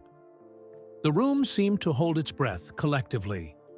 I've made the difficult decision to miss the next 2 races, here in Austin and in Mexico, to focus on my recovery. Cameras clicked frantically as journalists captured the moment. Lewis Hamilton, who had never voluntarily missed a race in his career, was stepping away. This isn't retirement, he clarified, seeing the question forming. On several faces, this is putting health first, something we should all do, though it took me far too long to learn that lesson. Lewis explained that Mick Schumacher would continue in his seat for the next 2 races. The irony wasn't lost on anyone. The son of Michael Schumacher, Lewis's childhood hero and the man whose records he had chased, was now his temporary replacement. As for Abu Dhabi, Lewis continued, referring to the final race of the season, my goal is to be there, not necessarily to race, but to be with my team as this season concludes. Whether I'm in the car or not will depend on my progress and medical clearance. A hand went up in the front row. Lewis nodded, allowing the first question. Lewis, do you think you'll ever race in Formula One again? Asked a longtime British journalist, the question everyone wanted answered. Lewis didn't hesitate. I believe I will, but I can't say when or how. What I can say is that if and when I return, it will be because I'm fully healthy and capable of competing at the level this sport demands. Anything less wouldn't be fair to my team, my competitors, or the fans. Another question, has this experience changed your perspective on racing? Lewis considered this carefully. It's changed my perspective on everything. When something you love is suddenly threatened, you see it differently. You appreciate it more, but you also understand its proper place in your life. The questions continued for 30 minutes. Lewis answered each one thoughtfully, neither overpromising about his return nor appearing resigned to retirement. When the FIA press officer indicated time for one final question, a young journalist from a small publication raised her hand. Lewis, beyond the championship, what do you hope to accomplish if you return to racing? It was a question that cut to the heart of his recent reflections. For most of my career, I measured success by championships, wins, and records, Lewis said. Those things matter. They're why we compete. But this experience has reminded me of something more important. He leaned forward slightly, his expression intensifying. Every time I get in that car, young kids who look like me see what's possible. They see doors that were closed to previous generations being kicked wide open. If I return to racing, when I return, that responsibility will mean more to me than any trophy. As the press conference ended, Lewis stood to leave. The room, usually quick to disperse, remained still, many journalists on their feet in a spontaneous show of respect. It wasn't just Lewis's 103 wins or 7 championships they were honoring, but his honesty in this moment of vulnerability. Outside the press room, Toto waited with Angela and Bono. Well done, Toto said simply. That couldn't have been easy. Lewis exhaled, feeling lighter than he had in weeks. Actually, it was easier than I expected. There's something freeing about telling the truth. As they walked through the paddock toward the Mercedes garage, drivers and team members from all teams stopped to greet Lewis, offering words of support and encouragement. Rivalries temporarily set aside in recognition of a shared humanity. Max Verstappen, his fiercest rival, approached with an outstretched hand. "Take care of yourself, Lewis. The grid isn't the same without you." The sincerity in Max's voice surprised Lewis. Their relationship had been tense for years, especially after their controversial championship battle. "Thanks, Max," Lewis replied, shaking his hand. "Good luck with the championship." Max nodded, then added quietly, "But not too much luck. I want to beat you properly next year." Lewis smiled, a genuine smile that reached his eyes. "You'd better start practicing then." In the Mercedes garage, Lewis found the mechanics working on Mick Schumacher's car. His car, technically. He felt no jealousy or resentment, only appreciation for the team that had supported him through this crisis. Bono approached, emotion evident on his usually stoic face. "Your seat will be waiting," he said simply. Lewis embraced his race engineer, the man who had been his voice on the radio through 6 world championships. "I know," Lewis replied, "and I'll be back to claim it." Outside the garage, fans pressed against barriers, having heard of Lewis's presence. Many held signs with his number 44 and "Still We Rise." When Lewis approached, their cheers washed over him like a wave. As he signed autographs and posed for photos, a sense of peace settled over him. The decision had been made. The path forward was uncertain, but he was no longer lost at the crossroads. Whatever came next, Lewis Hamilton would face it on his own terms. Colorado. 3 weeks later, the mountain air was crisp and cold as Lewis stood on the deck of his secluded cabin. Snow blanketed the landscape, pristine and peaceful. No cameras, no microphones, no expectations, just stillness. Lewis had retreated to his Colorado home after the press conference in Austin. While the racing world continued without him, Mick Schumacher driving his car, Verstappen extending his championship lead in Mexico, Lewis focused on healing. Each morning began with meditation as the sun rose over the mountains. Then physical therapy exercises designed to retrain his brain and balance systems. Dr. Chen had connected him with specialists who worked with injured athletes, developing a recovery program tailored to the unique demands of Formula One driving. The progress was frustratingly slow. Some days felt like 2 steps forward. Others, 1 step back. The headaches still came, though less frequently and with less intensity.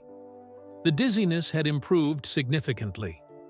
The vision issues remained unpredictable, mostly gone, but occasionally returning without warning.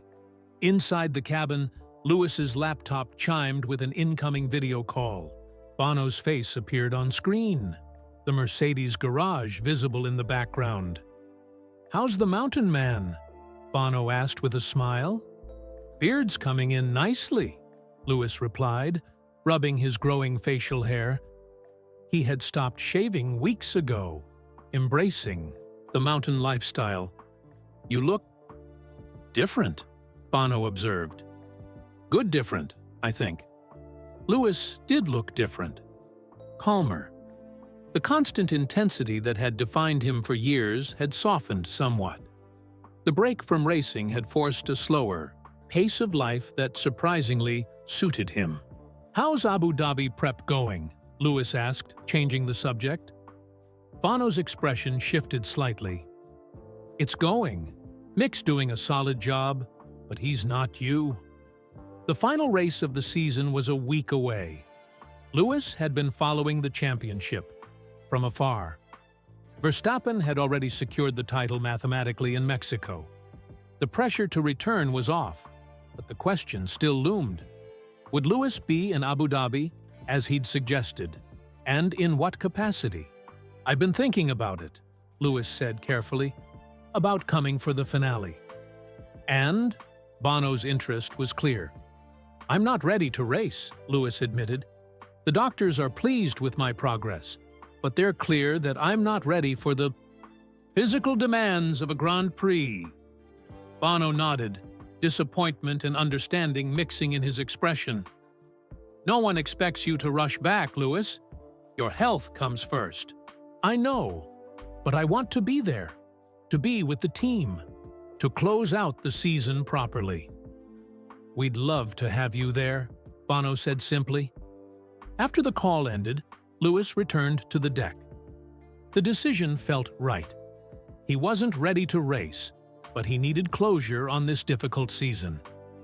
Needed to see his team face to face before the winter break. Back inside, Lewis opened his laptop again and did something he'd been avoiding for weeks. He checked social media.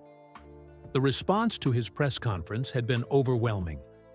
Millions of messages of support from fans around the world. Fellow athletes from other sports sharing their own experiences with concussions and brain injuries. Parents thanking him for showing their children that it's okay to prioritize health over achievement. But there were darker corners too. Conspiracy theories about the real reason for his absence. Accusations that he was quitting because he couldn't handle losing to Verstappen. Debates about whether he was finished at 40. Lewis closed the laptop, refusing to let the negativity affect him. Before his injury, such comments would have fueled him, lit a fire of determination to prove doubters wrong. Now, he saw them differently, as noise from people who couldn't possibly understand his journey. The next day, during his physical therapy session, Lewis pushed himself harder than usual, completing the balance exercises that had seemed impossible weeks ago, extending his cardiovascular workout beyond what his therapist recommended. "Careful," Dr. Marquez warned. "Recovery isn't linear. Pushing too hard can set you back." "I need to know where my limits are," Lewis replied, breathing hard from the exertion. "That's exactly what got you into trouble before," the doctor reminded him gently. Lewis paused, recognizing the truth in those words. His entire career had been built on pushing limits, finding the edge, and dancing along it lap after lap. But recovery required a different mindset. Patience, acceptance, trust in the process. "You're right," he acknowledged. "Old habits." That evening, Lewis made another decision. He called Angela. "I want to share my recovery journey," he said without preamble. "What do you mean?" she asked. "On social media. Not everything, but enough to help others who might be going through something similar. To show the reality of brain injury recovery." Angela was quiet for a moment.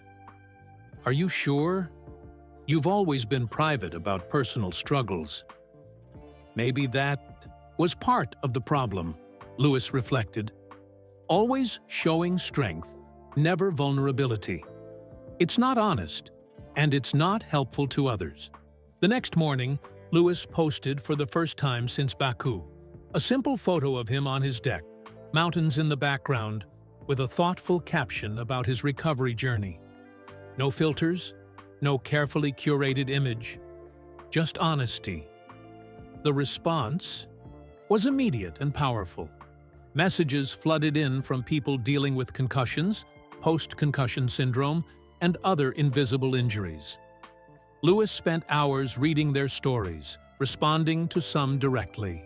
For the first time, he saw how his experience could help others in a way that transcended racing.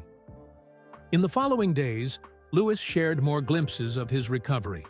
The therapy exercises, the meditation practice, the setbacks and small victories.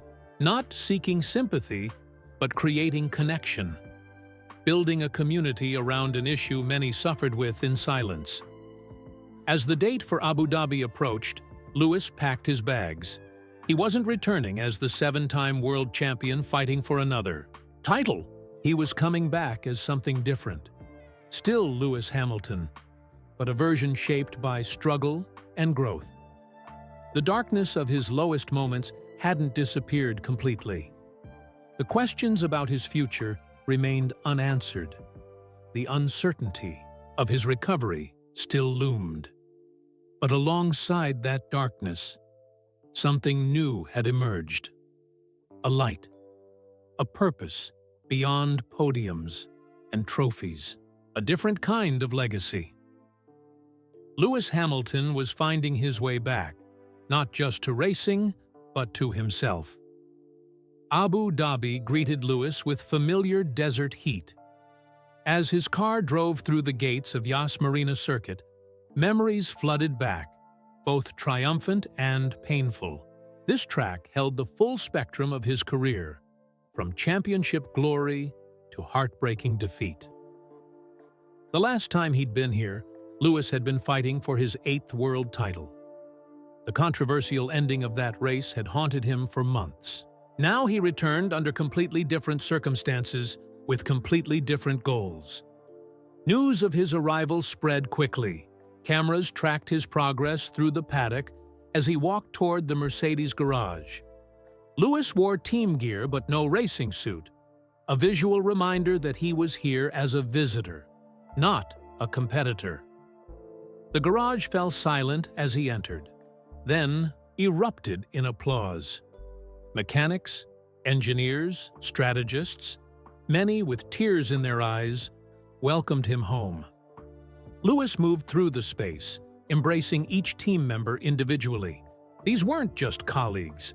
After a decade together, they were family. "Welcome back, champ," Bono said, the last to greet him. "Good to be back," Lewis replied, surprised to find he truly meant it. Toto ushered him into the team's private area, away from the media's prying eyes. "How are you feeling? Really feeling?" "Better," Lewis said honestly. "Not 100%, but better." "And racing?" Toto asked carefully. Lewis appreciated the directness. "I want to, more than anything. But I need to be smart about this." Toto nodded. "We've set up the simulator for you. No pressure. Just to see how it feels. Only if you're ready." The simulator, a high-tech replica of the Mercedes cockpit, was the safest way to test Lewis's readiness. No physical danger, but realistic enough to trigger any potential symptoms. "I'd like that," Lewis said.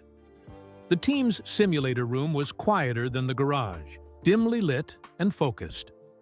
Lewis settled into the familiar seat, hands automatically finding their position on the wheel. Angela stood nearby, watching closely for any signs of discomfort. "We'll start with just a few laps," explained Marcus, the simulation engineer. "Low speed, no pressure." Lewis nodded, pulling on gloves more out of habit than necessity. The screens around him illuminated with the virtual Yas Marina Circuit. His heart rate quickened, not from fear, but anticipation. The first lap was tentative. Lewis drove at perhaps 70% of his usual pace, reacquainting himself with the sensations. The second lap, slightly faster. By the third, muscle memory began to take over. His lines grew cleaner, his inputs smoother. "How do you feel?" Angela asked during a brief pause.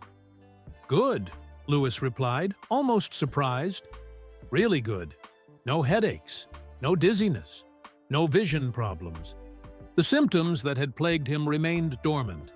Lewis completed 10 more laps, gradually building speed until he was pushing at near race pace. When he finally removed the headset, Lewis was grinning, the competitive fire visibly rekindled. The team around him exchanged hopeful glances. "Doctors said simulator work might actually help my recovery," Lewis explained. "Controlled exposure to the sensory input, recalibrating my brain." "Does this mean—" Bono began, not finishing the question they were all thinking. "It means I'm on the right track," Lewis said cautiously, "but one step at a time." Later that day, Lewis fulfilled his media obligations, a brief press conference where he reiterated his commitment to returning when fully healthy. The journalists noticed the change in him, a lightness that hadn't been present in Austin, a cautious optimism. "Will we see you testing in the new year?" one reporter asked. "That's the goal," Lewis replied. "But I've learned not to make promises I can't keep." After the media session, Lewis wandered to the edge of the track alone. The cars would be on it tomorrow for practice. Mick, in his Mercedes, completing the season Lewis had been forced to abandon. The familiar sounds and smells of the circuit stirred something deep within him. "Feels strange, doesn't it?" a voice said behind him. Lewis turned to find Sebastian Vettel. The German driver was competing in his final race before retirement, ending a storied career that had included 4 world championships. "Being on this side of the barrier," Lewis agreed. "For you, it's temporary," Sebastian said. "For me, Sunday is the end." The 2 champions, once fierce rivals, now stood as friends at very different crossroads. "Are you ready?" Lewis asked. Sebastian considered the question. "Yes, it's time. I want to be with my family, to find out who I am beyond racing." He looked at Lewis. "But you're not done yet." "How can you be sure?" Sebastian smiled. "Because I know what it looks like when a driver is ready to walk away. You still have that fire. It's just redirected for now." That evening, Lewis attended the team's end-of-season dinner. Speeches were given, achievements celebrated despite the championship loss. When Toto invited Lewis to speak, he hadn't prepared anything formal. "This season didn't go as planned," Lewis began, looking around at the faces of his team. "For any of us. But sometimes, life's greatest lessons come from our biggest challenges." He spoke from the heart about his journey, the dark moments, the fear, the slow climb back toward hope, about how their support had meant everything. "I don't know exactly what next year will bring," he concluded, "but I do know this. Whatever happens, we face it together. Because that's what this team has always been about. Not just winning, but standing by each other when things get tough." The room rose in a standing ovation. Lewis felt something healing inside him that had nothing to do with his physical symptoms. A reconnection to his racing family that transcended trophies and podiums. The following morning, Lewis watched qualifying from the Mercedes garage, not as a spectator, but as an active participant, offering insights, studying data, mentoring Mick between sessions. When Mick qualified a surprising 3rd, Lewis was the first to congratulate him. No jealousy, no territorial feelings about his car. Only genuine pleasure at the young driver's success. That night, alone in his hotel room, Lewis reflected on the day. His time in the simulator had proven that his racing abilities remained intact. His brain was healing. The future he had feared lost was potentially within reach again.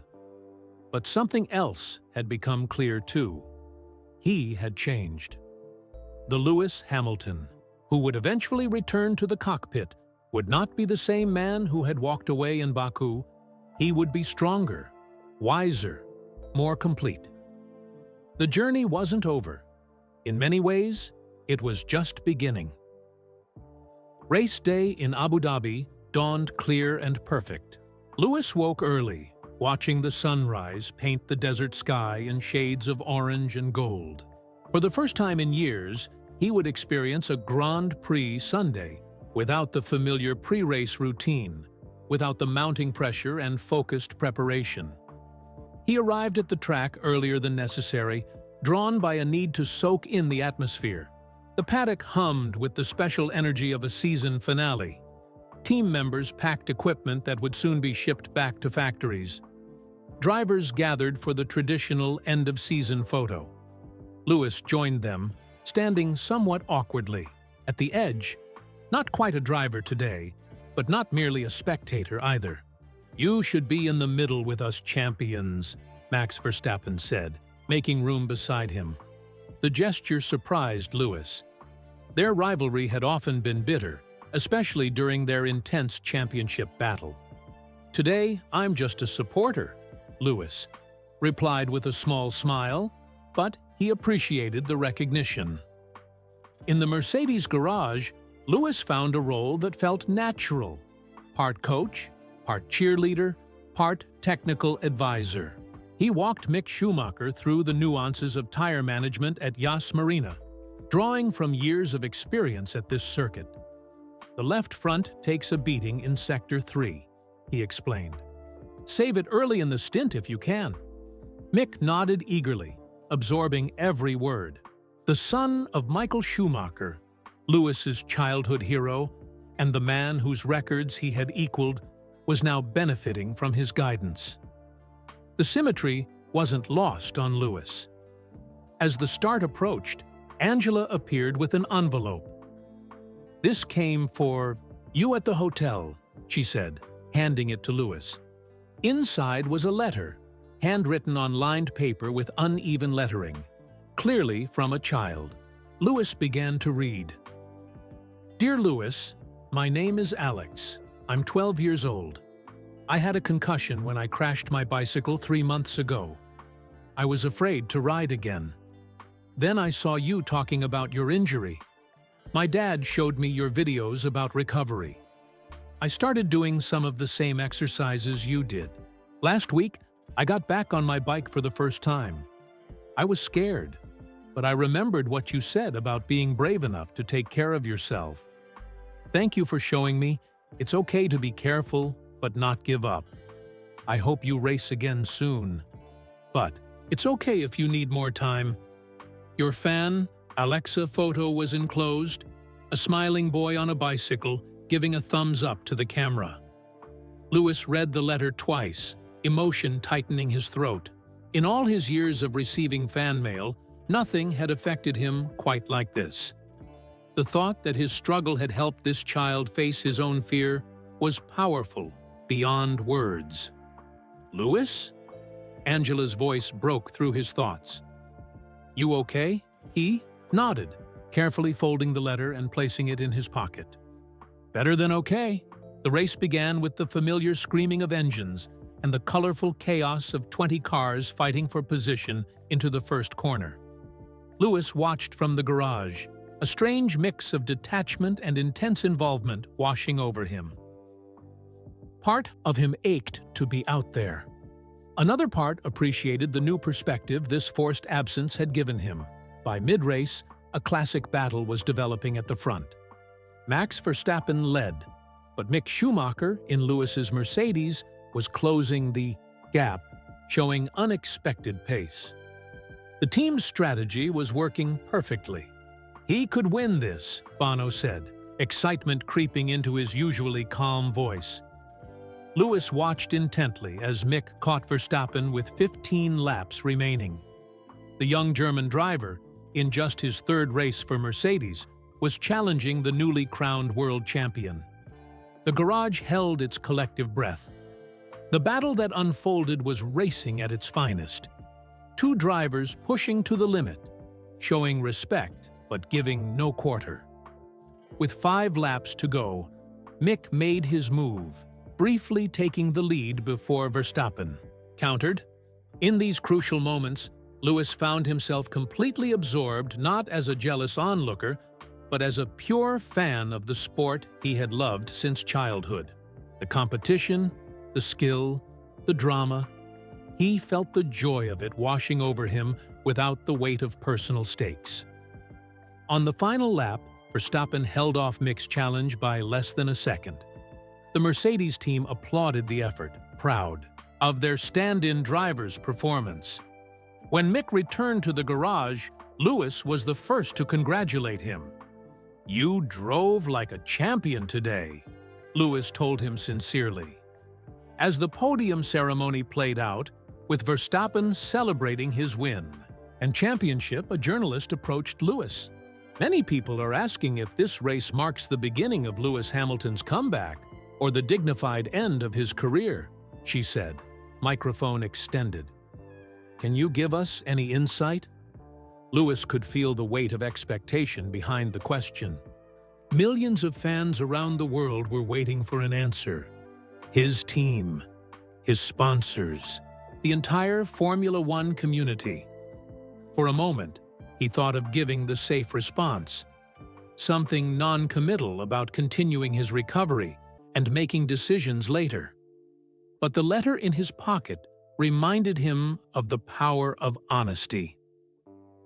Today wasn't about the future, he said finally. It was about proving something to myself. And what was that? The journalist pressed. Lewis smiled mysteriously. That I can find joy in this sport, whether I'm in the car or not. That racing is something I love, but not everything I am. So you're at peace with whatever comes next? Lewis nodded, feeling the truth of it as he spoke. For the first time in my career, yes. As the sun set over Yas Marina circuit, painting the track in golden light, Lewis walked alone along the pit lane. Teams were already dismantling their setups. The season was over. 3 months until the next one began. 3 months to continue, healing. 3 months to prepare for whatever came next. On the cool-down lap after the race, Lewis had experienced a moment of perfect clarity. Watching the cars circling the track, he had finally understood what had eluded him since Baku. His revelation wasn't about whether he would race again. It was about why, and that why would make all the difference. Winter settled over Europe as the Formula One world entered its off-season hibernation. Teams turned their focus to building next year's cars. Drivers retreated to private holidays and training regimens. The relentless machine paused briefly before beginning again. Lewis Hamilton disappeared from public view once more, but this time not in isolation. This time with purpose. His first stop was Japan. Not for publicity or sponsorship obligations, but simply for the joy of it. With a small group of friends, Lewis spent a week snowboarding in Hokkaido's pristine powder. The physical activity, carefully approved by his medical team, challenged his recovering body in new ways. Each successful run down the mountain built confidence that his balance and coordination were returning. I feel like myself again, he told Angela, one evening as they warmed up in a traditional onsen. Not completely, but closer. From Japan, Lewis flew to Tanzania, not as a tourist, but as the founder of Mission 44, his charitable foundation dedicated to supporting underrepresented youth. For a week, he worked alongside local communities, helping build a school his foundation had funded. No cameras, no social media posts, just Lewis in work clothes, laying bricks and connecting with the children who would study there. "Will you teach us to drive race cars?" one boy asked. Lewis laughed. "First, let's focus on reading and math. Then we'll talk about racing." The simplicity of the work, tangible, immediate impact, satisfied something in Lewis that racing's abstract achievements never had. Here, success wasn't measured in milliseconds or championship points, but in children's smiles and opportunities created. Christmas brought Lewis back to England. For the first time in years, he spent the entire holiday with his family, not rushing off for training or sponsor commitments. In his father's modest home, surrounded by nieces and nephews, Lewis found himself telling stories of his early racing days. The struggles, the joy, the pure love of driving that had started it all. "Remember that rusty old cart?" Lewis asked his father late one evening after the others had gone to bed. Anthony Hamilton smiled. "Cost me 50 pounds from a scrapyard. Spent another 100 fixing it up." "Best investment you ever made," Lewis joked. His father's expression grew serious. "It wasn't an investment, Lewis. It was belief. In you. The simple statement lingered with Lewis long after the holidays ended. Belief. Not in future championships or financial returns, but in a child's dream and potential. In January, as rumors about his future reached fever pitch in the racing press, Lewis made an unannounced visit to Rye House Kart Track in Hertfordshire, the modest circuit where it had all begun more than 30 years ago, where 8-year-old Lewis Hamilton had first felt the thrill of competition. Not alone this time, but with his father. No entourage, no cameras, just father and son, watching young racers chase their dreams around the same asphalt where Lewis had found his purpose. The track looked smaller than he remembered, the facilities more basic, but the sound of kart engines and the smell of race fuel triggered memories so vivid they felt physical. Lewis watched the young drivers with their intense concentration, their pure competitive spirit untainted by politics or pressure. "They're just having fun," Lewis observed, almost surprised. Anthony nodded. "That's how you started too, before the sponsorships, before Formula One became the goal. You just loved to drive." A young boy, perhaps 10 years old, was clearly faster than the others. Lap after lap, he hit the same perfect lines, braking later, carrying more speed through the corners. Lewis recognized the natural talent immediately. When the session ended, the boy noticed Lewis and froze in shock. For a moment, he seemed unable to speak. Then he rushed over, helmet still on, eyes wide with disbelief. "You're Lewis Hamilton," he gasped. Lewis smiled. "And you're very quick out there. What's your name?" "Jamal," the boy said, removing his helmet to reveal a face beaming with excitement. "Well, Jamal, you've got real talent. How long have you been racing?" 2 years, the boy replied proudly. "I want to be like you when I grow up. The first British-Pakistani Formula One champion." Lewis felt something shift inside him at the boy's words. Here was another child, another barrier breaker, beginning the same journey he had taken 3 decades ago. "Can I ask you something?" Jamal continued, suddenly serious. "How do you handle it when people say you can't do something?" Lewis knelt down, meeting the boy at eye level, just as Ron Dennis had done for him all those years ago. The symmetry of the moment wasn't lost on him. "Race with your heart, not just your hands," Lewis said. "When people say you can't, use that as fuel. But never forget why you started racing in the first place. Because you love it." After giving Jamal a few more driving tips, Lewis watched the boy run back to his parents, buzzing with excitement. Anthony stood beside him, a hand on his son's shoulder. "You've come full circle," his father said quietly. Lewis nodded, emotion tightening his throat.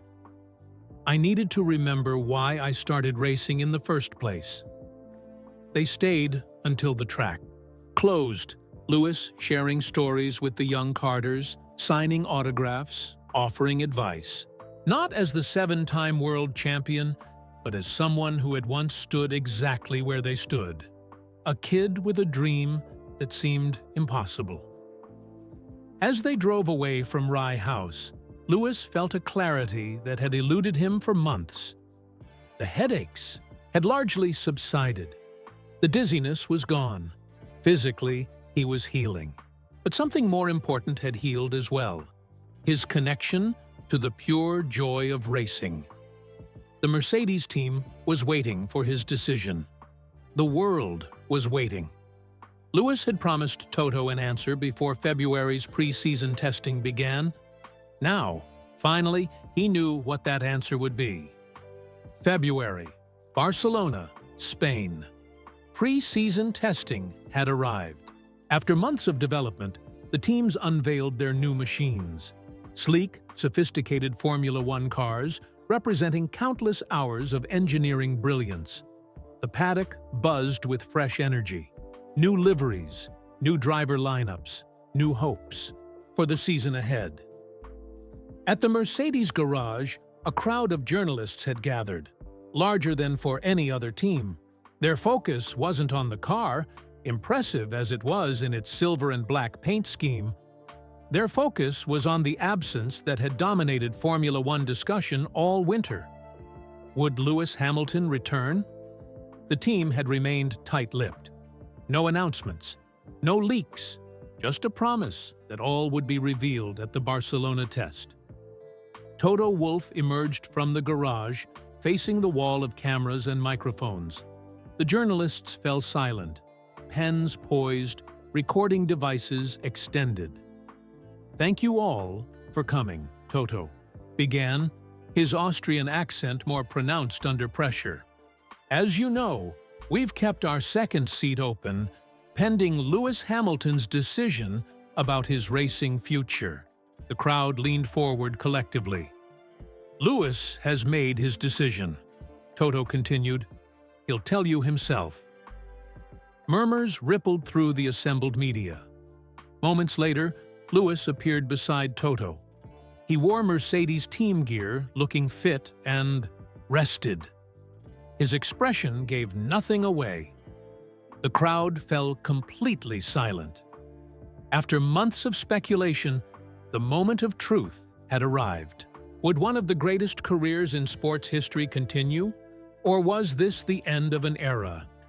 Lewis surveyed the familiar faces before him. Journalists who had documented his journey from rookie to legend, who had celebrated his victories and analyzed his defeats, who now waited to report on this pivotal moment. 6 months ago, I told my team I didn't know if I could keep doing this, Lewis began, his voice steady and clear. I was scared. Not just of the physical dangers, but of losing my identity. Who is Lewis Hamilton without racing? He paused, gathering his thoughts. I've spent my life pushing limits, in racing, and in speaking out for what I believe in. But I never understood my true limit until I was forced to stop. Outside the Mercedes hospitality area, fans pressed against barriers, straining to hear. Team members from rival outfits paused their work, equally interested in the answer. My father taught me to never give up, Lewis continued, but he also taught me something even more important: to know your why. Why do you race? Why do you get back up when you fall? Lewis's expression softened as he reflected.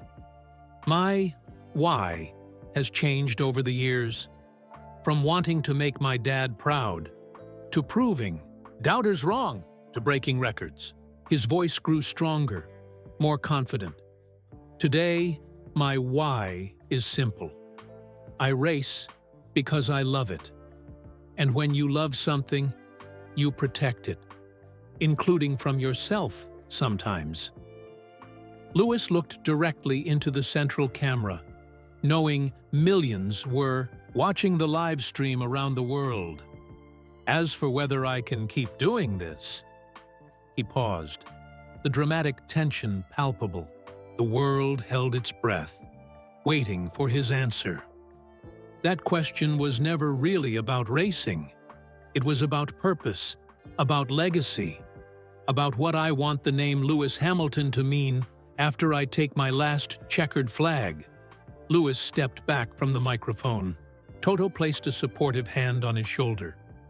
The press erupted with questions, shouting over each other for clarification. Was he retiring? Was he returning? They hadn't received a clear answer. Lewis raised his hand, quieting the crowd. My answer is this: I don't need to keep doing this, but I choose to. With those words, Lewis turned and walked away from the press conference, heading toward the garage where his team waited by his car. The assembled journalists scrambled to file their stories. Hamilton returns headlines, already being typed on dozens of laptops. What the press couldn't see, what no camera captured, was what Lewis saw as he entered the garage. His race helmet, waiting on the shelf, featuring a new design he had personally created during his recovery. Gone were the purple and black colors he'd worn for years. In their place, a simple, powerful message painted across the top. Still I rise, still I drive, but now I know why. The team erupted in applause as Lewis approached the car, his car, running their hands along its bodywork with familiar appreciation. He had missed this. The anticipation before driving a new machine. The relationship between man and engineering marvel. Only Angela knew the full story behind his decision. Only she had been there during that moment of clarity at Rye House Kart Track, when Lewis had watched young Jamal and suddenly understood his purpose with perfect clarity. "It's not about the 8th title anymore, is it?" she had asked on the Bethim flight to Barcelona. Lewis had shaken his head. "That would be nice, but no. It's about showing kids like Jamal that barriers are meant to be broken, that setbacks are part of the journey, not the end of it." Now, as Lewis prepared to drive a Formula 1 car for the first time since Baku, he felt none of the fear that had consumed him months ago. Only purpose, only clarity. The garage doors opened to the pit lane. Photographers scrambled for position, capturing the moment Lewis Hamilton returned to the cockpit. He pulled on his new helmet, the message on top visible to the world. "Ready." "Lewis!" Bono's familiar voice came through the radio. Lewis took a deep breath, hands steady on the wheel. "Ready." The engine roared to life around him. The car vibrated with potential energy, eager to be unleashed. As Lewis rolled out onto the Barcelona circuit, only he knew the full meaning behind the words on his helmet. Only he understood exactly what "why" had brought him back from the brink. The journey that had started with, "I don't know if I can keep doing this," had led to a deeper understanding of himself than any championship had provided. That understanding, that revelation, would remain his secret for now. His driving would speak for itself. The Lewis Hamilton who returned was both familiar and new, champion and student, record breaker and barrier breaker, racing with his heart, not just his hands. I hope you enjoyed this emotional tale of resilience, identity, and discovering what truly matters beyond championships and trophies. Where are you listening from today? I'd love to know which part of the world you're experiencing this story from. If you enjoyed this video, please take a moment to like it and subscribe to the channel for more inspiring content like this. Your support helps us continue creating these meaningful stories.